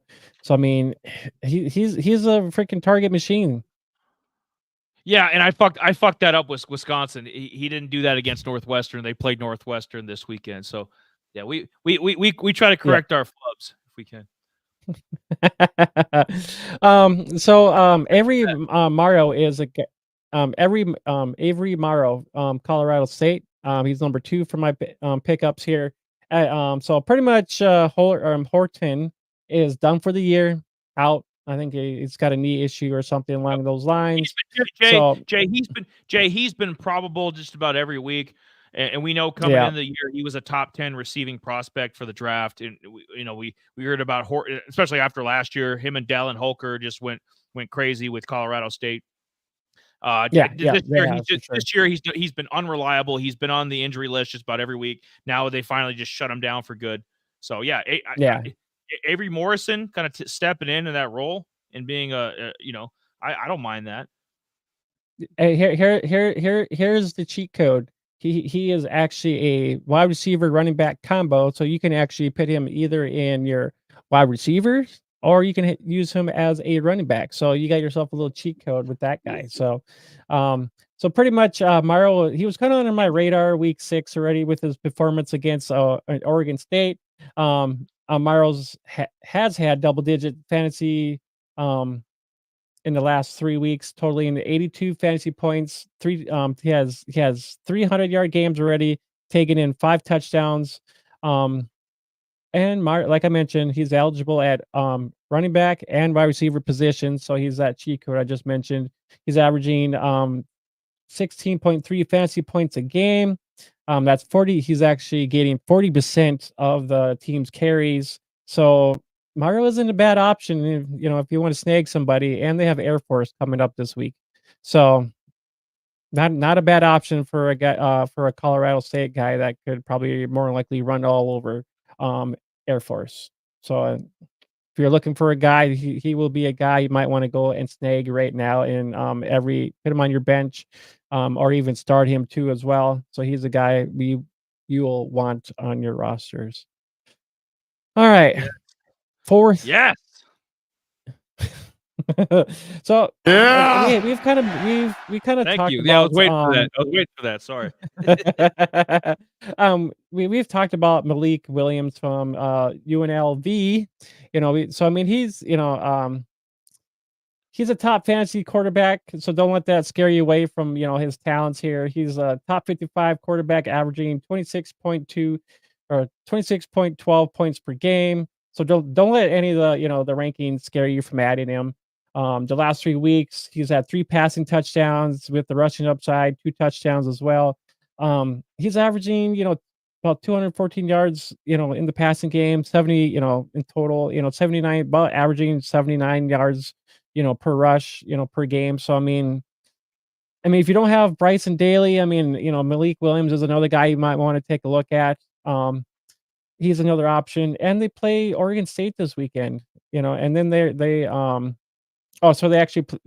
Oregon State, Boise State, and then they have a bye week 11. So I mean, there's some challenge, it's a little challenge, but Oregon State's they're kind of 50-50. I mean, I wouldn't say Oregon State's kind of mediocre. Boise State might run, they might just run a train in those guys, but I can't wait. I think was it probably the 26th or maybe Friday night the 25th? Fucking Boise State and UNLV, sign me up. Sign me up. So I think that's gonna be a pretty close. I think that's gonna be an interesting game to kind of watch that one. I get a kick out of this guy because we kind of mentioned him after the first game he started and they won and had a good fantasy week. And it's been like that, since he started. He's had pretty consistent, good fantasy games. I don't even remember the quarterback now that transferred. Remember the bitch boy that didn't want to, I'm not getting my NIL payments. I'm splitting. Honestly, I don't even remember either myself. Honestly, Hajj Malik Williams is better than you anyways. So I mean, they upgraded at quarterback. It's sad that they lost they lost that game to Syracuse, but. They're still UNLV is still a good team. I think they're going to put up a good fight against Boise in a couple weeks. I think they're going to beat Oregon State, and I think Hajj Malik's going to have another big game. So if you want to pick, if you need a quarterback for a bye week or just somebody to stash on the bench, somebody that stock is going up, I'd kick the tires on him. Yeah, for sure. Then we got number 5. We'll do number 5 and 6 here. CJ Campbell. I said FIU. I was thinking Campbell. Yeah, it's FAU. I'm sorry, the Owls. Yeah, FIU is actually playing here a little bit later. I actually got the Hilltoppers Sam Houston game on right now, and it's actually been a pretty good game so far. Yep. A few turnovers, quite a few touchdowns so far. I think it's like 17-14 at the moment right now, but I can't remember. But anyways, CJ Campbell, I kind of mentioned him. I kind of mentioned him a little bit last week already. The guy to kind of keep your eye on a little bit. He's getting 49% of the team's rush carries, 18 for 89, a touchdown versus North Texas here. That was a pretty good, pretty decent game. His roster percentage has gone up, about 28% here. But he's averaging the last couple weeks here, 54 fantasy points the last 2 weeks, 3 touchdowns. It seemed like he was kind of in a RBBC situation, but it sounds like now he might be the lead guy there. Just by the lead guy now. The only downside is a little bit the QB does a little rushing up in there too a little bit. But he's 30% roster, 21% started, and they got UTSA this week, which is not a bad matchup. UTSA is. They put up points too, but this is FAU might be looking pretty good against this team. The road runners are going to be running away from CJ Campbell. It's going to meet. They're going to be moving away because this guy's be running all over them. Yeah. Like Knight says, it was 7-3 FIU over UTEP. UTEP is awful. 0-6. Ick. Yeah. FIU win that game. Yeah, for sure. So and then we got Will Shepherd, Colorado. They played K-State last weekend. Holy shit. Yes, he is. Woo. Yep. They played. They have Omarion Miller, who's out for the season. He kind of had he was electric. He had like 100 some odd yards, no touchdowns. But he had 5 for 83 and a touchdown. Shepherd's only seeing about 9% of the target share right now, but I think that should rise up a little bit, just because Omarion is out for the season. Jimmy Horn, Travis Hunter, it sounds like they're going to play this weekend, but who knows if one of them will re-injured what they might have had over this last weekend, because I know Jimmy Horn, he left pretty easy in the first half of that game. Didn't come back. Shepherd Hunter, think he ended up injuring his shoulder or something. He was out for that game too. So they had a couple other guys kind of step up in that situation. So Shepherd isn't a bad option, just in case these guys do miss. And Shepherd had 83 and a touchdown. So I mean, that's not a bad stat. Not a bad stat. I think he's had a couple other touchdowns too already. But they're playing Arizona. They're playing Arizona this week. Yeah, and Arizona, they got T-Mac and was it Conley, the running back? I mean, Fafita's awful. I mean, they're gonna be Shador's gonna be doing his thing, and we know Shador's gonna be putting up numbers. I mean, he's had, I think all of his games have been over 244 yards passing. So he's gonna there's gonna be an aerial assault, especially against this pathetic Arizona team. And like you're saying, I don't think there's much difference between Horn and Shepard. So if something is tweaked with Travis Hunter, like it would surprise me if Will Shepard was the leading receiver against Arizona. Nope. And then boom, you just got yourself maybe 119 yard, waiver receiver for your bye week. If you're in a desperate situation and you got to pick, I mean, shit, Will Shepard's still sitting there. I was shocked. We do this fucking show, and I'm like, God damn, Will Shepard's still there. I'm gonna go pick him up. I mean, here's the funny thing is that his average, per catch is better than the rest of these guys. So I'm like, what? I mean, you can tell he's the better receiver out of most of these guys. Like, don't be talking about Travis Hunter like that. And it's like, dude, I just did. So what if he just did, motherfucker?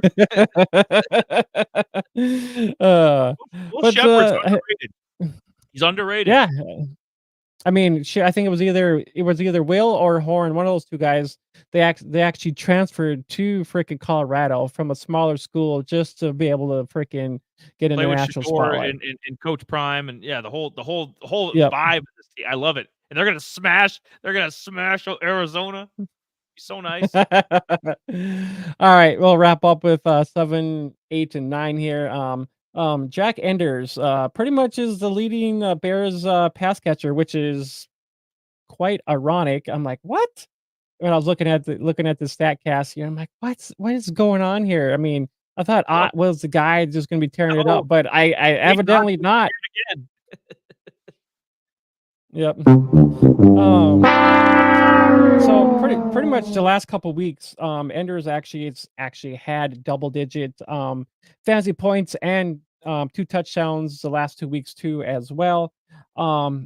They play North Carolina State this week, so they play the Wolfpack this week. So I think there's a good opportunity for him to 3 targets a game per se. It might be a little bit more, maybe 3 to 4 targets per game, but he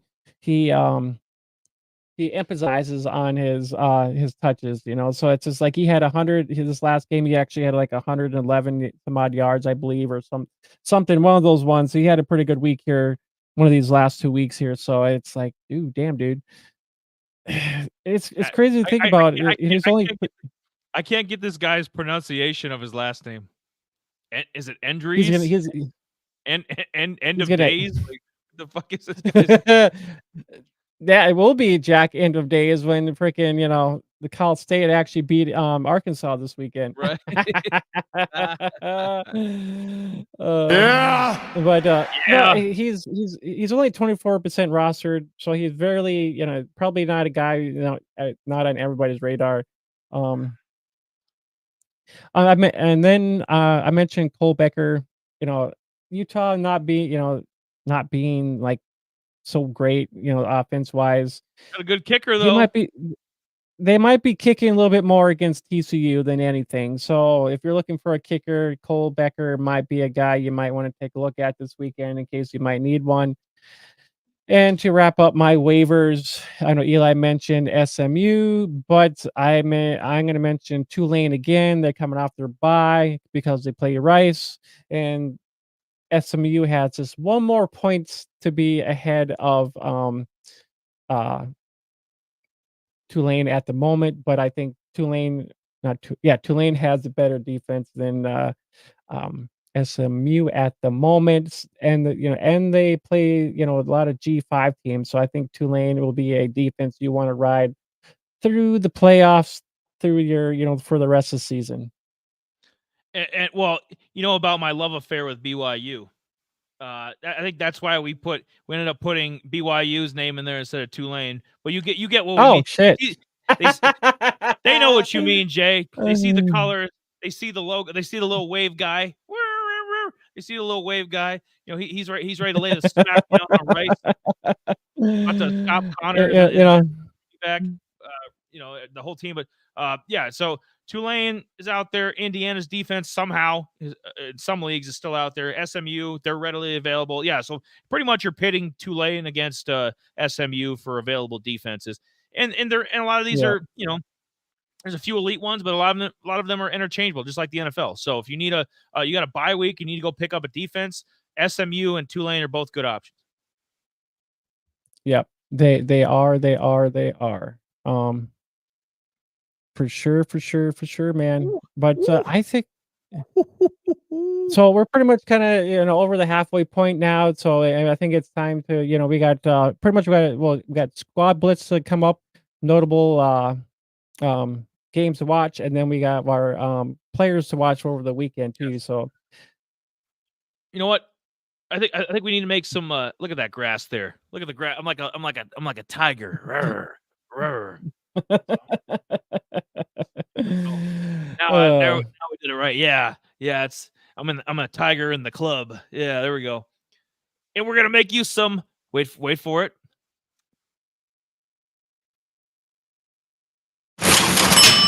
Sunday. All right, so we changed it up this week. DraftKings, no more.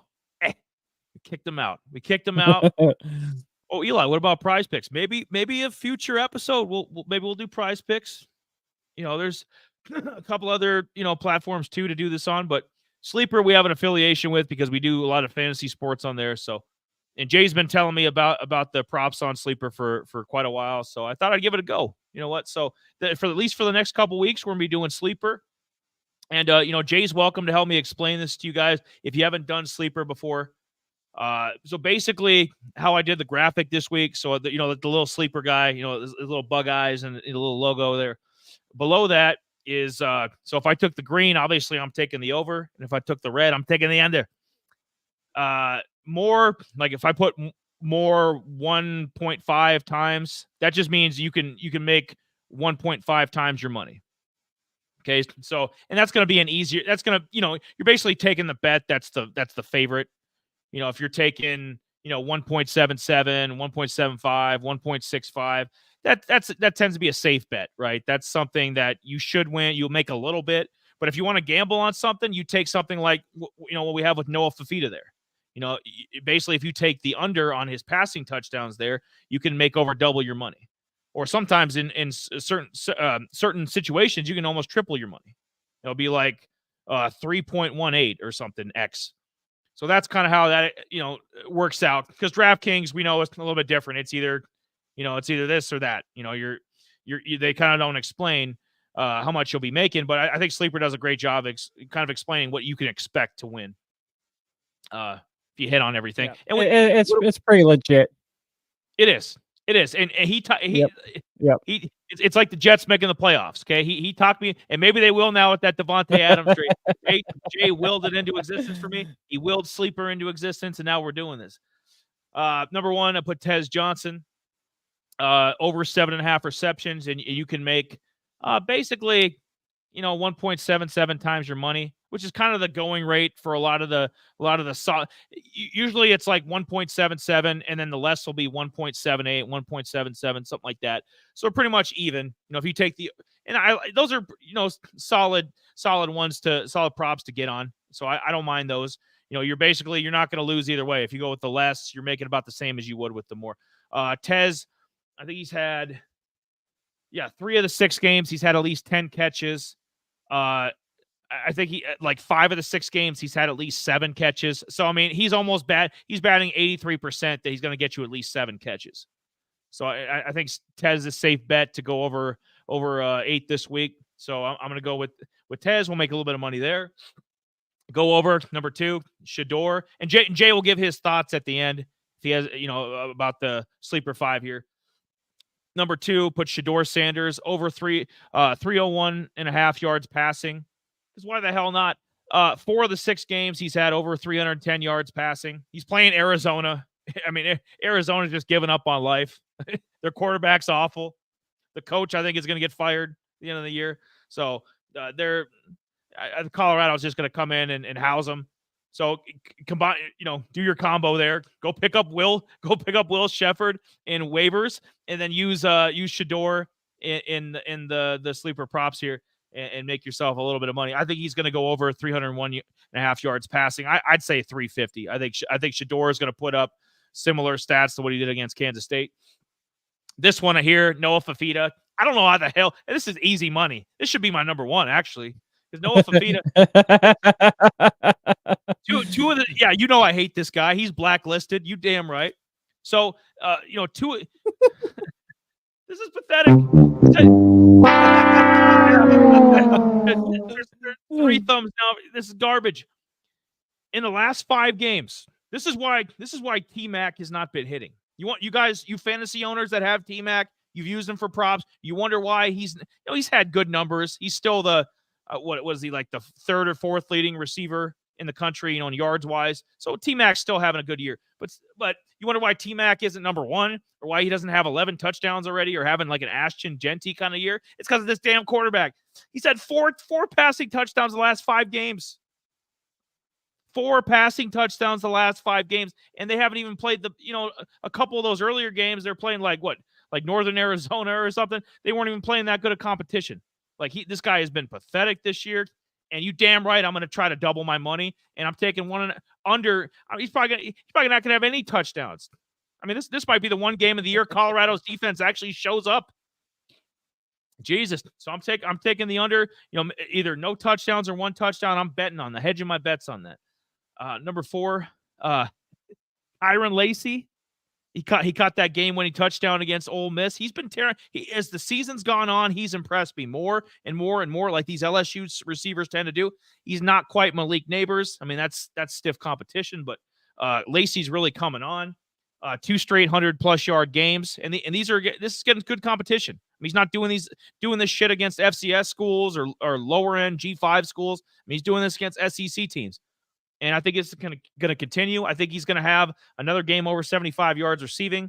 So you can, make 1.77 times your money with him as well. And then a similar profit you can make on the last one, Avery Johnson from K-State. I'm going to take the over on a half a rushing touchdown. I think he's going to get at least 1. K-State they're playing West Virginia. I think that's a good matchup for him. He's got 3 rushing touchdowns the last 2 games. So he's really been coming on.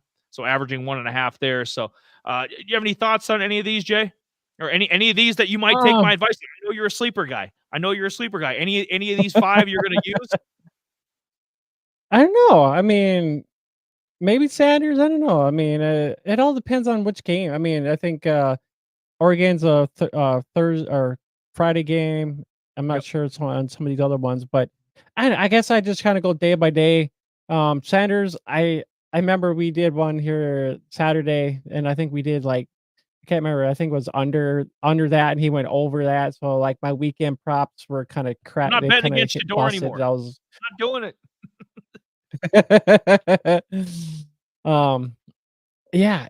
Fafita, I don't think he's really gonna be passing too many touchdowns there. Lacey, yeah, I mean, I was gonna look that up quick.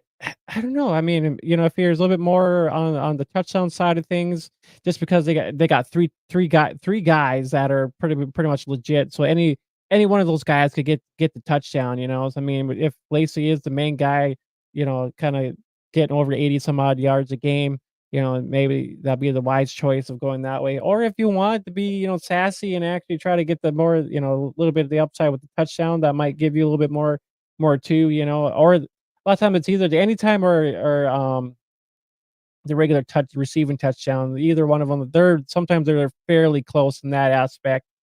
But I don't know. I mean, I don't know. Avery Johnson, that'll probably be an easy one, because Avery Johnson had himself a rushing touchdown against frickin' Colorado here this last week. I'm not sure who they're playing this week, but West I mean that'll be probably a pretty easy one. Oh yeah, he'll probably end up getting a rushing touchdown up in there. But yeah, all these look pretty decent. I mean, I'd probably go with the K-State one. The Taz one for sure too as well. I was trying to look at the Taz one. I think the most appropriate one would be the I think the receiving yards one would be more the appropriate one, I think, with him. But that's my look on it. But I mean, other than that, overall, I don't mind him. Pretty nice, pretty good. I want to make a paper airplane here. I'm gonna sail away. Why don't you get the Who music? You get that little. I'm gonna fly away. Nope.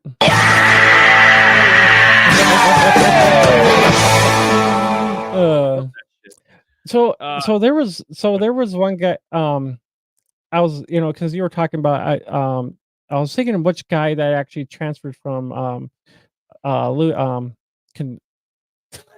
Liberty to LSU, and then that was that C.J. Daniels, and because he had 1,000 yards, 10 touchdowns with Liberty last year, and I was trying to think of one of the guys that I thought Lacey was the guy that transferred, but that was somebody else. But I think there is a guy from Mississippi State I was kind of maybe eyeing on maybe for waivers next week, and he came from UTEP, and that would be Kelly. That's all I'm going to say is Kelly. Kelly. Nobody's probably ever said this.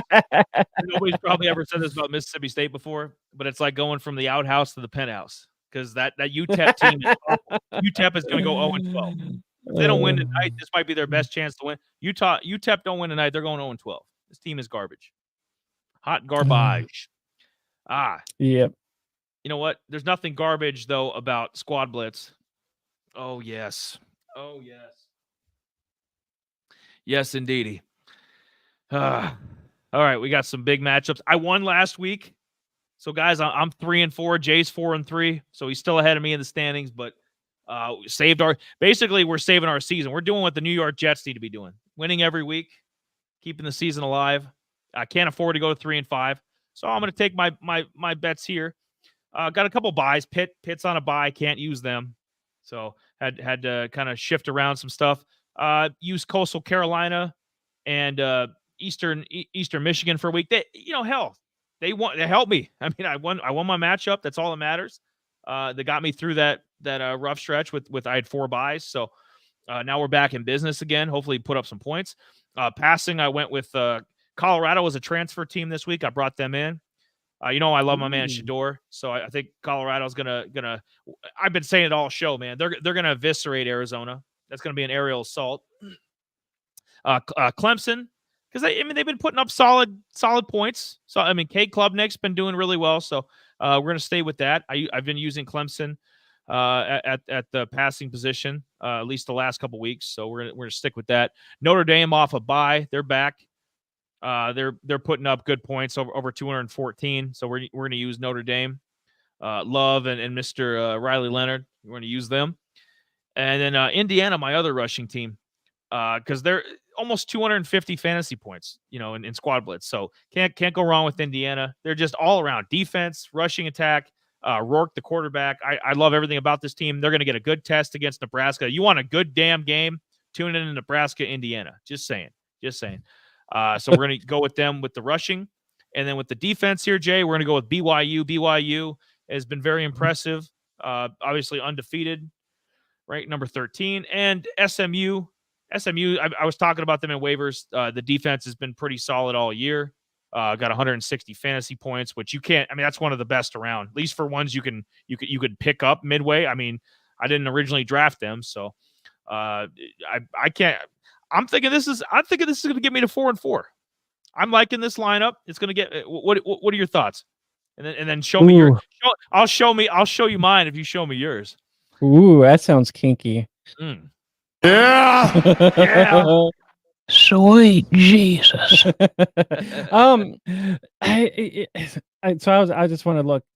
So your opponent's got Oregon, Texas State, which is not too bad. They got Kentucky, Boise State, which is on bye. So that might help you with Jenkins being out. Yeah, that's what I said. But normally, if I was facing Ashton, I'd be like, "Oh shit!" But I'm like, yeah. I got it. So here's the other downfall is that this moron is using freaking Iowa as a defense instead of a freaking rushing team. But he's got Washington on bye. He deserves to lose. Caleb Right? Johnson, the number 2 running back in FBS. Dipshit. Yeah. And then he's got Miami and Nebraska. So it's kind of like, yeah. I mean, the only I think your passing team is a little bit more around more fulfilled. I'm not sure much about Notre Dame. I know they are all right, but defense looked pretty stout there. So I mean, Stanford, Oklahoma. I don't know. I think BYU's that one. I think that one's going to be a little bit more of. It's not going to be quite as good. I don't think they're going to get too many points for you this week. BYU, I guess, but you never know. That game, they could end up having freaking 3 sacks in that game and some freaking turnovers too. So who knows? I mean, this one is actually pretty close. This one's pretty even.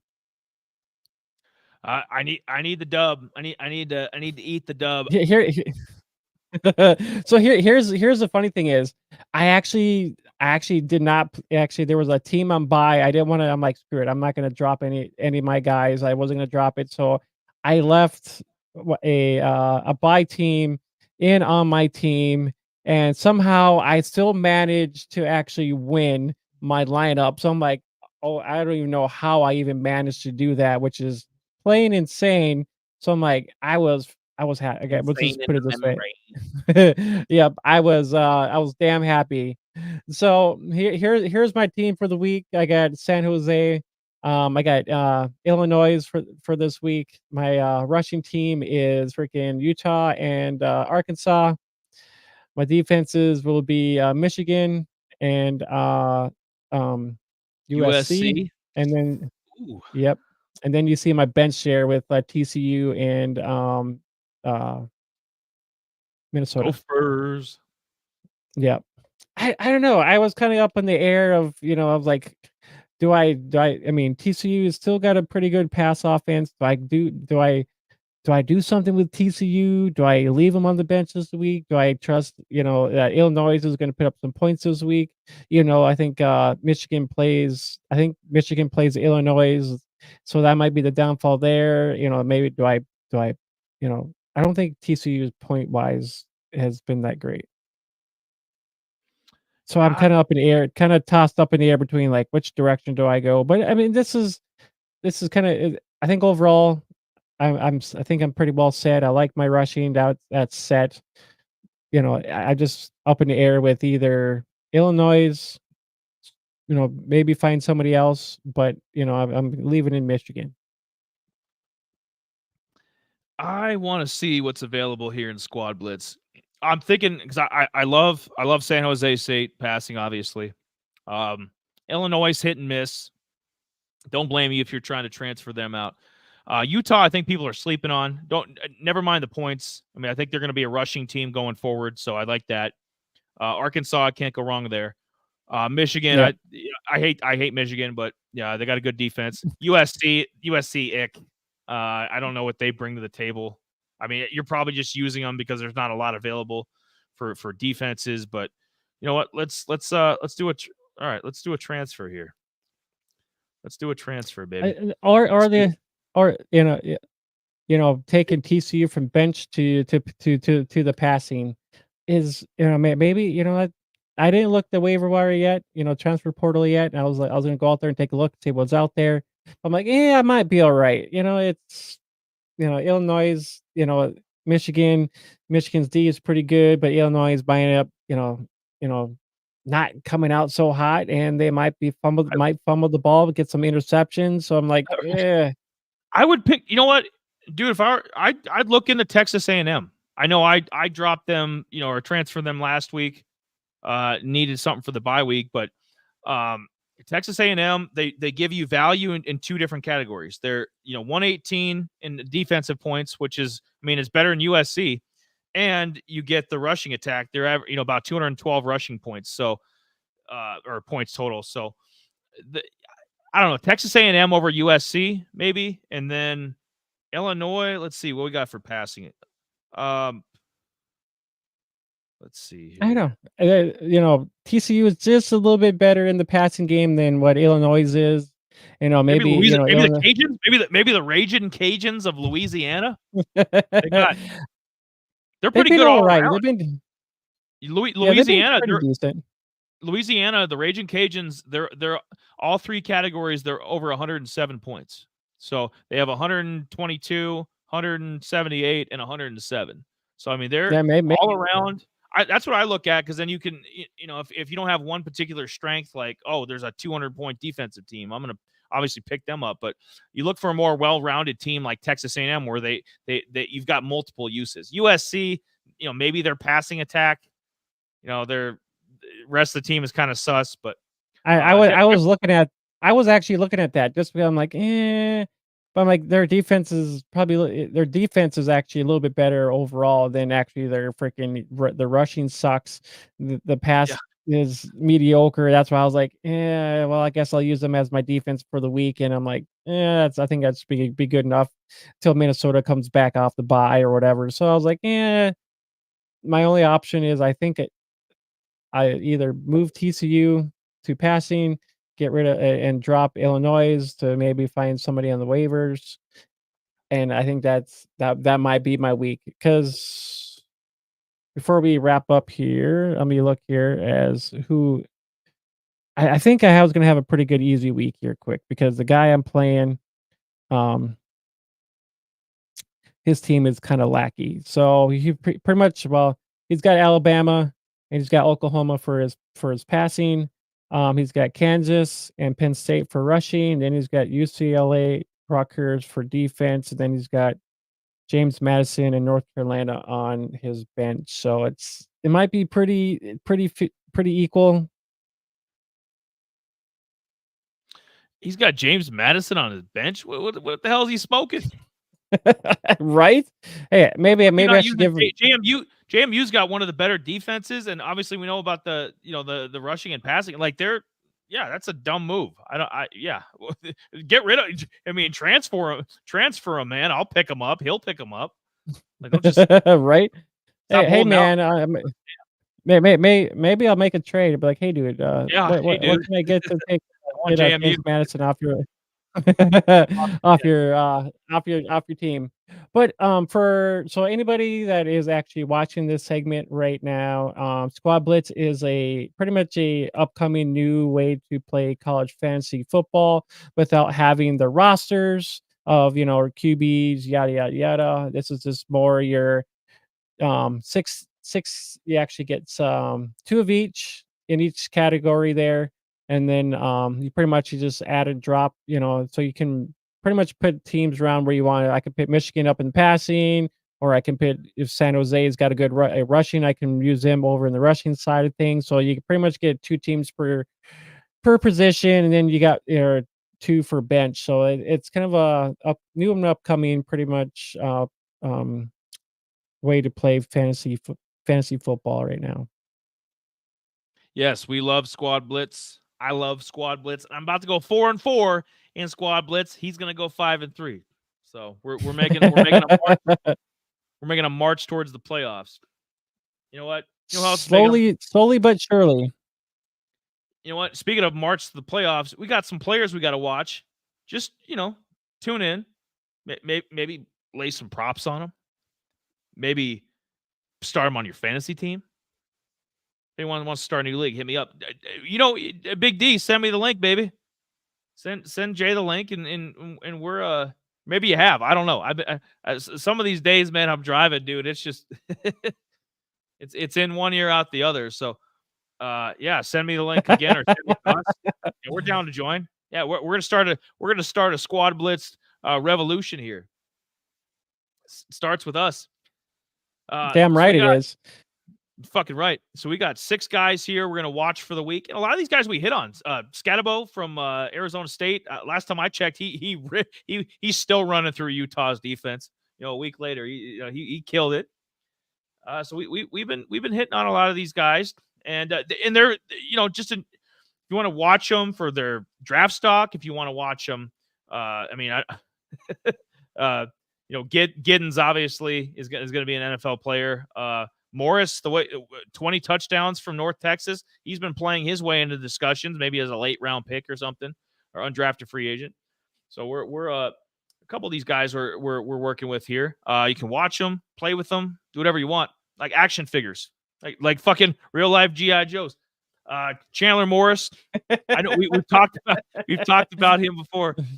I think he was like one of the players to watch in week 1 or 2, I forget, but 20 touchdowns, only 7 picks this year. Now, doesn't do a lot in the rushing game, but just for the mere fact that you got 20 touchdowns. North Texas is 5-1. I don't think a lot of people knew that. They're 5-1. Memphis is 5-1.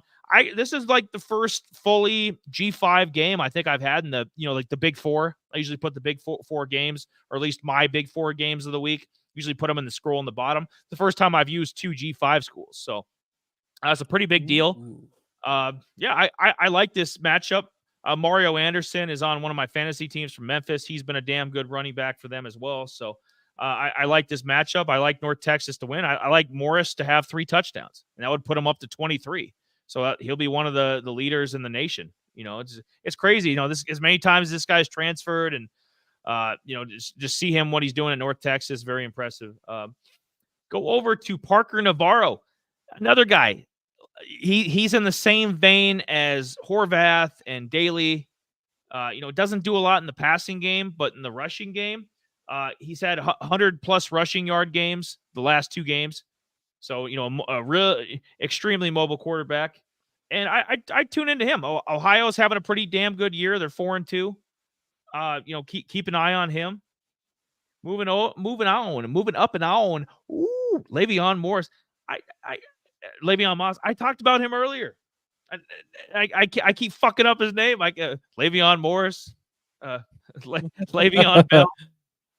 But no, Texas A&M. They got Mississippi State. Jay mentioned he's got a couple players from both squads. He's kind of looking at me as well. But Le'Veon Moss, I think he's a major waiver pickup this week, and I watch to see what he does.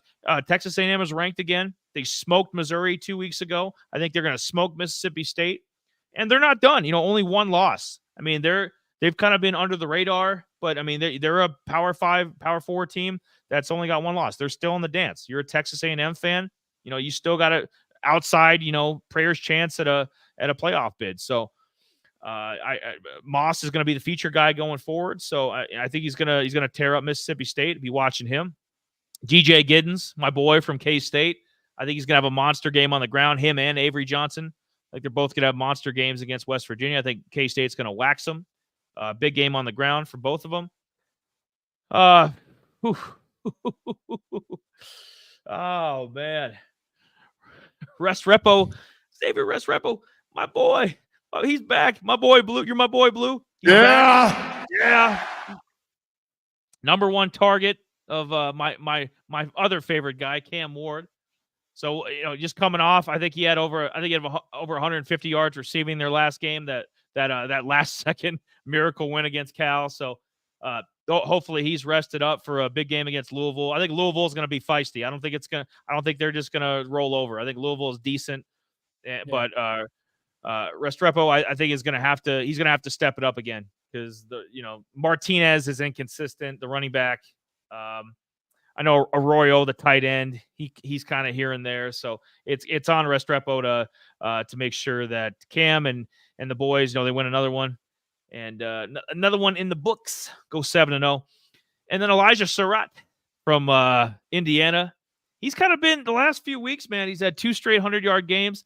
He's kind of become Indiana's number 1 guy, number 1 receiver. So we're kind of keep an eye on him for the game coming up. I've been Curtis Rourke, the quarterback. I like a lot. We've talked about him on the show before from Indiana. I love a lot about both these teams. I think this has been one of the best games of the weekend. I mean, I really do. I mean, how many times have you said Indiana, Nebraska, one of the games of the weekend? Probably never. So this is going to be awesome. I think I don't know. You have any thoughts on any of these guys? I think Surratt is, he's another one of these under the radar guys, and a lot of those Indiana players are under the radar. I mean, it might be. I do kind of want to watch the Huskers because they came off their bye, and I kind of want to see if they actually light up Indiana, or if it's just gonna be more of a kind of a low scoring kind of game. But I mean, I just hope that maybe Nebraska just. Jay, Nebraska's defense is I think all the games have been, or 5 of the 6 games they've allowed like 13 or less points.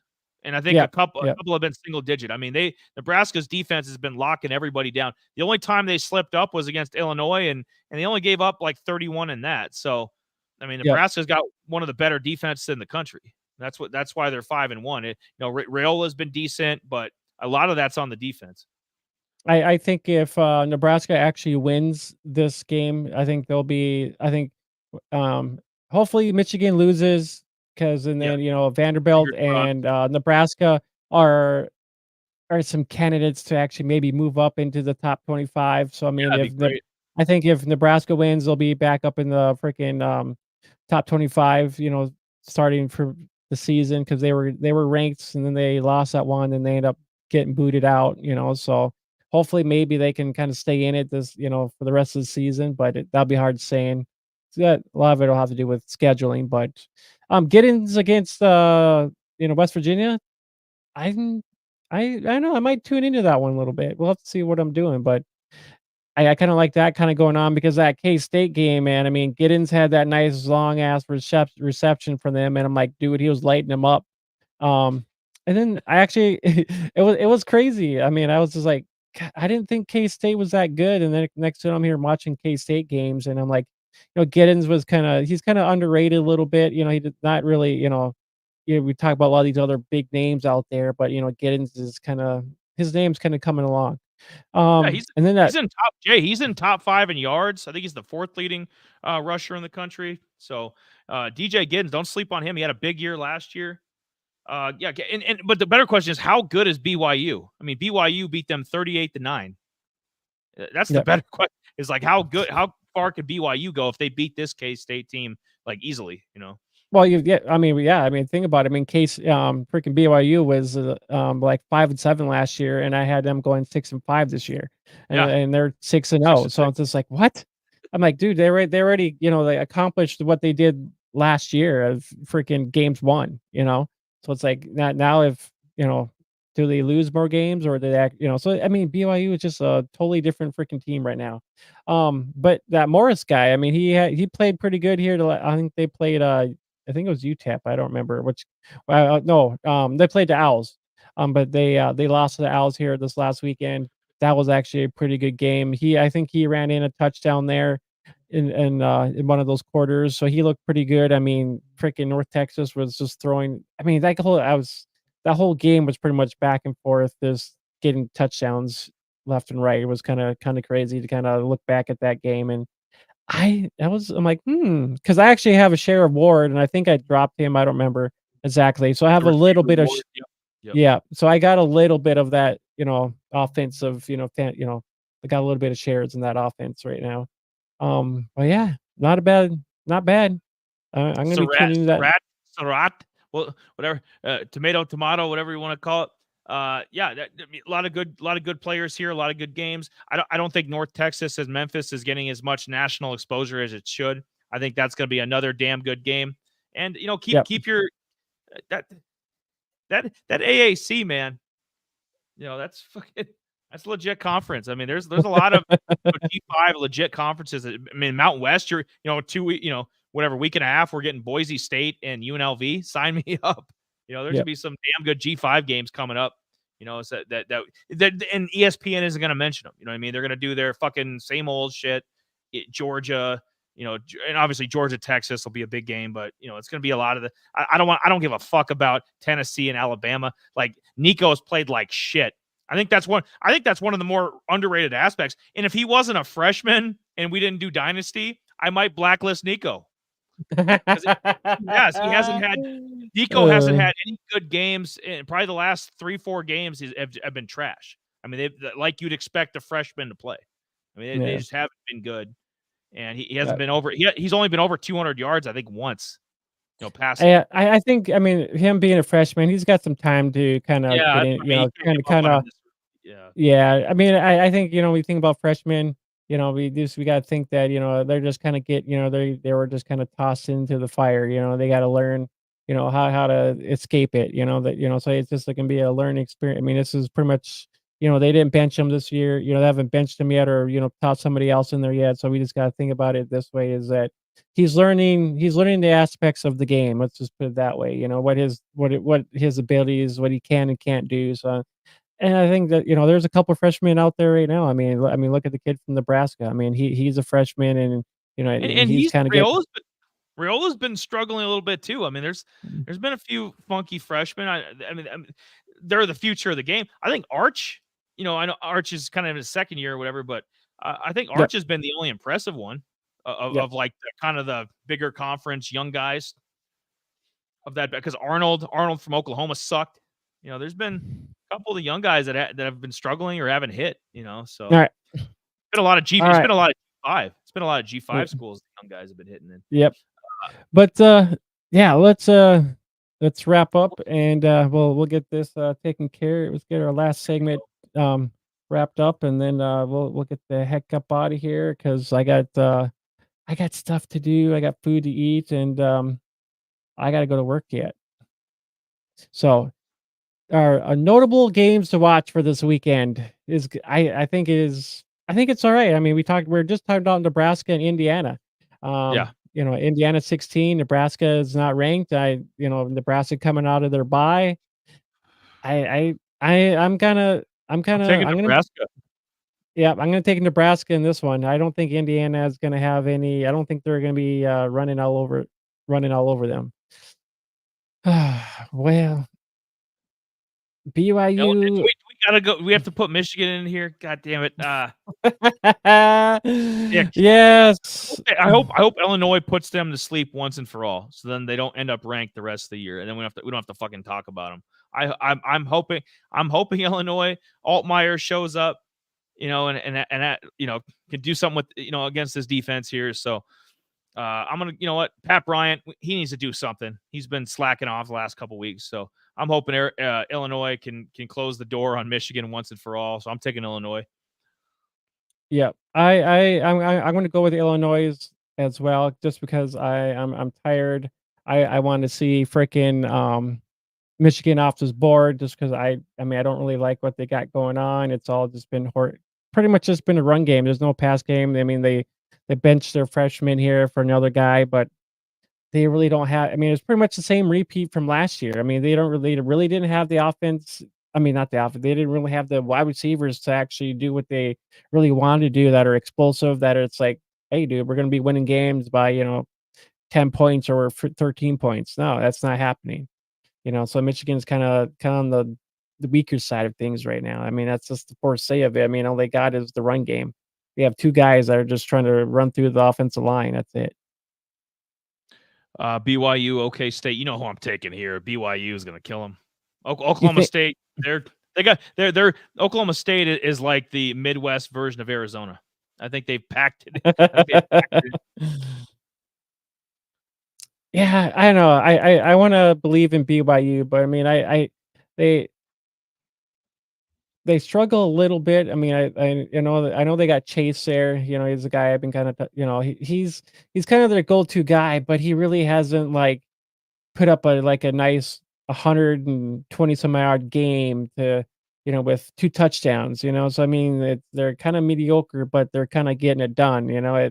They need a little bit more oomph on this team. They're 6-0 right now, but I mean, if they want to be in more of the the actual chance of actually being a playoff, they're going to have to really step it up. And then Miami and Louisville, obviously, got to keep the Heisman train going, keep his hopes alive. Cam, Restrepo, Martinez, Arroyo, all the boys, man, they got to come to play. They got to put up some points again on this Louisville defense. Yep. Louisville can score as well, so it's going to be a competitive game, but Miami's going to pull it out, probably 38-27, 38-30, 38-27. Sounds good. So pretty much I got Illinois, Nebraska, BYU, and Miami, and I think Eli has the same. Yep. We're going. Yeah. Like Kelly Knight says, but Jay's got to get going to work, and we got to get wrapped up here. We had a lot of fun tonight, but this happens. Sometimes we don't get any bye weeks. You know what I mean? All these teams get bye weeks. So we got to perform no matter what, man. We got over 2 hours of content here. We got to show up. We got to show out. So we don't get no bye weeks here. So sometimes a little off, but hell, we got through it. We had fun. Hope you guys did too. You can go back and listen to this episode once it's done. Go watch the whole thing on YouTube. We'll probably have a couple shorts, some funny shorts out of this. Ripping on somebody, maybe talking about a game. Spotify, all the previous. Who knows? Who knows? All the previous archive stuff is on Spotify. So go back and listen to that if you're at the gym, whatever, traveling. Lots of goodies. Yeah, time codes will be there after the episode is over, so you can go back and if you want to pick certain segments and whatnot. So there will be time codes ready in there after the show. Yes, Donovan, it's been great stuff for sure. You got that Love right. you, A lot of stuff to compact in a couple hours here. So I think I'm more out. I'm ready. I think I'm ready just to go to bed. Maybe just ready to go to bed. You should. Does Jamie not deserve a night off from work? Just one fucking time. Can we just make that happen? Like, right? You get a middle of the week, Jay. You get a PTO day. You've been doing some great work on the pod. You've been doing some great work. Go take a nap, boy. Right. You are. But make sure you follow us on all of our platforms. Discord, if you want to jump on a Discord. Discord, pretty much, we got quite a few channels in there.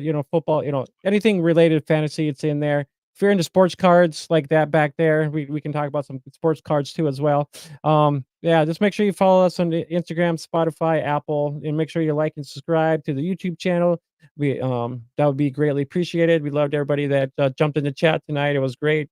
Made the live chat lively tonight, so we appreciate everybody that tuned in tonight as well. So, but I think it's time for us to get up out of here. Have a good night, and we'll probably end up seeing you guys next Wednesday for waivers and whatnot. So stay tuned. And so I'm Jamie. That's Eli. We'll catch you guys next time. Later.